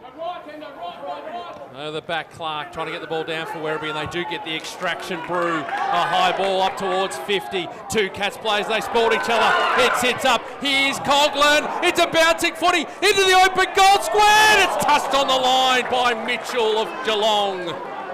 9 points the margin, 28 gone in this final quarter. Guthrie's going to be no rush here, but it would be a good idea to at least clear the 50. Zach Guthrie to the outer side. This is a big contest coming up. No one could take the mark. Werribee do get it back out the back. Standing start and a nice little chipper in board. Mark taken by Matt Munro. Must get all 6 points off this kick. It was great work by Gribble there. Just good vision. He took his time, assessed the option and went for it. It's also important that he doesn't take too long in getting this one in flight. The left foot's on the way and it was off the side of the boot. That's how it looked anyway. It was straight enough. It's a goal. That's going to be a goal. It's a goal. We're within a kick at Avalon Airport Oval. 12-9-81 to 12-12-84. 29 gone, final term. And we have got not one but 2 close finishes coming up today around the grounds. 3-point win to the Northern Blues, 11-14-80 to 11-11-77. The Blues beating the Pies of Victoria Park. Michael, that didn't look like a great kick off the boot. I thought he skied it off, maybe off the side of the boot, but it went straight. Yeah, that's exactly how it looked from my vantage point, Adam. But it doesn't matter how they go through, as long as they do, and you can hear the crowd is really getting up and about here, trying to will its side to victory. They can sense a comeback on the cards. Whistle, whistle, whistle, whistle, whistle. They're talking about the 666. There's a discussion between umpires. Werribee had an extra man inside forward 50. They'll get the warning. They should get the free kick, Geelong. Is there a warning in the final term, though? Now they're settling down. The umpires now another conference. 30 minutes gone here. Make a decision. The Cats players are all pointing and saying we should get this free kick from the bounce. What's it going to be? Umpire stands and says... Free kick, Geelong. It's going to be a free kick to the Cats. Yep, Abbott's going to take it. Now they all need to set up still in their formation here, the 6-6-6 formation. That means we need 2 more mids inside the square for each team, which we're now going to get. Okay, so now we're set up. So, the disappointing part about the 6-6-6, you still need to stay in formation with the free kick. Abbott's going to get the free kick for Geelong, and he's going to take all the time in the world here. The clock shouldn't start until he kicks, which he does now. It's going to be a ball inside 50. It's a high ball. It's marked in front. It's going to be paid here to Hebron for Werribee. He's holding up the ball. He needed to be careful, Caperon. And now they're away. The Tigers will run through the middle of Avalon Airport Oval. One last go, you think. It's a high ball up to centre half forward. Big grab. No, not taken by the Cats. They've got a clearing kick. It's Black. He goes back from whence it came up to half forward. It's cut off again. Hebron takes the mark. He's got a couple of players in space. Working here is Pennock. He goes by hand over the top. Here's an opportunity for Clark. He goes with the ball inside 50. No mark taken. Ball to the back. Now another opportunity. Spills free for the Tigers. No one can get clear. Gribble was there. Shot the handball out. Couldn't pick it up. They pile in on top. Not long to go. The umpire will throw it up. Right part of the ground for the Tigers. 31, almost 32 minutes gone in this final term. The Tigers, one last gasp, you think. Ball tossed back up. There's the siren!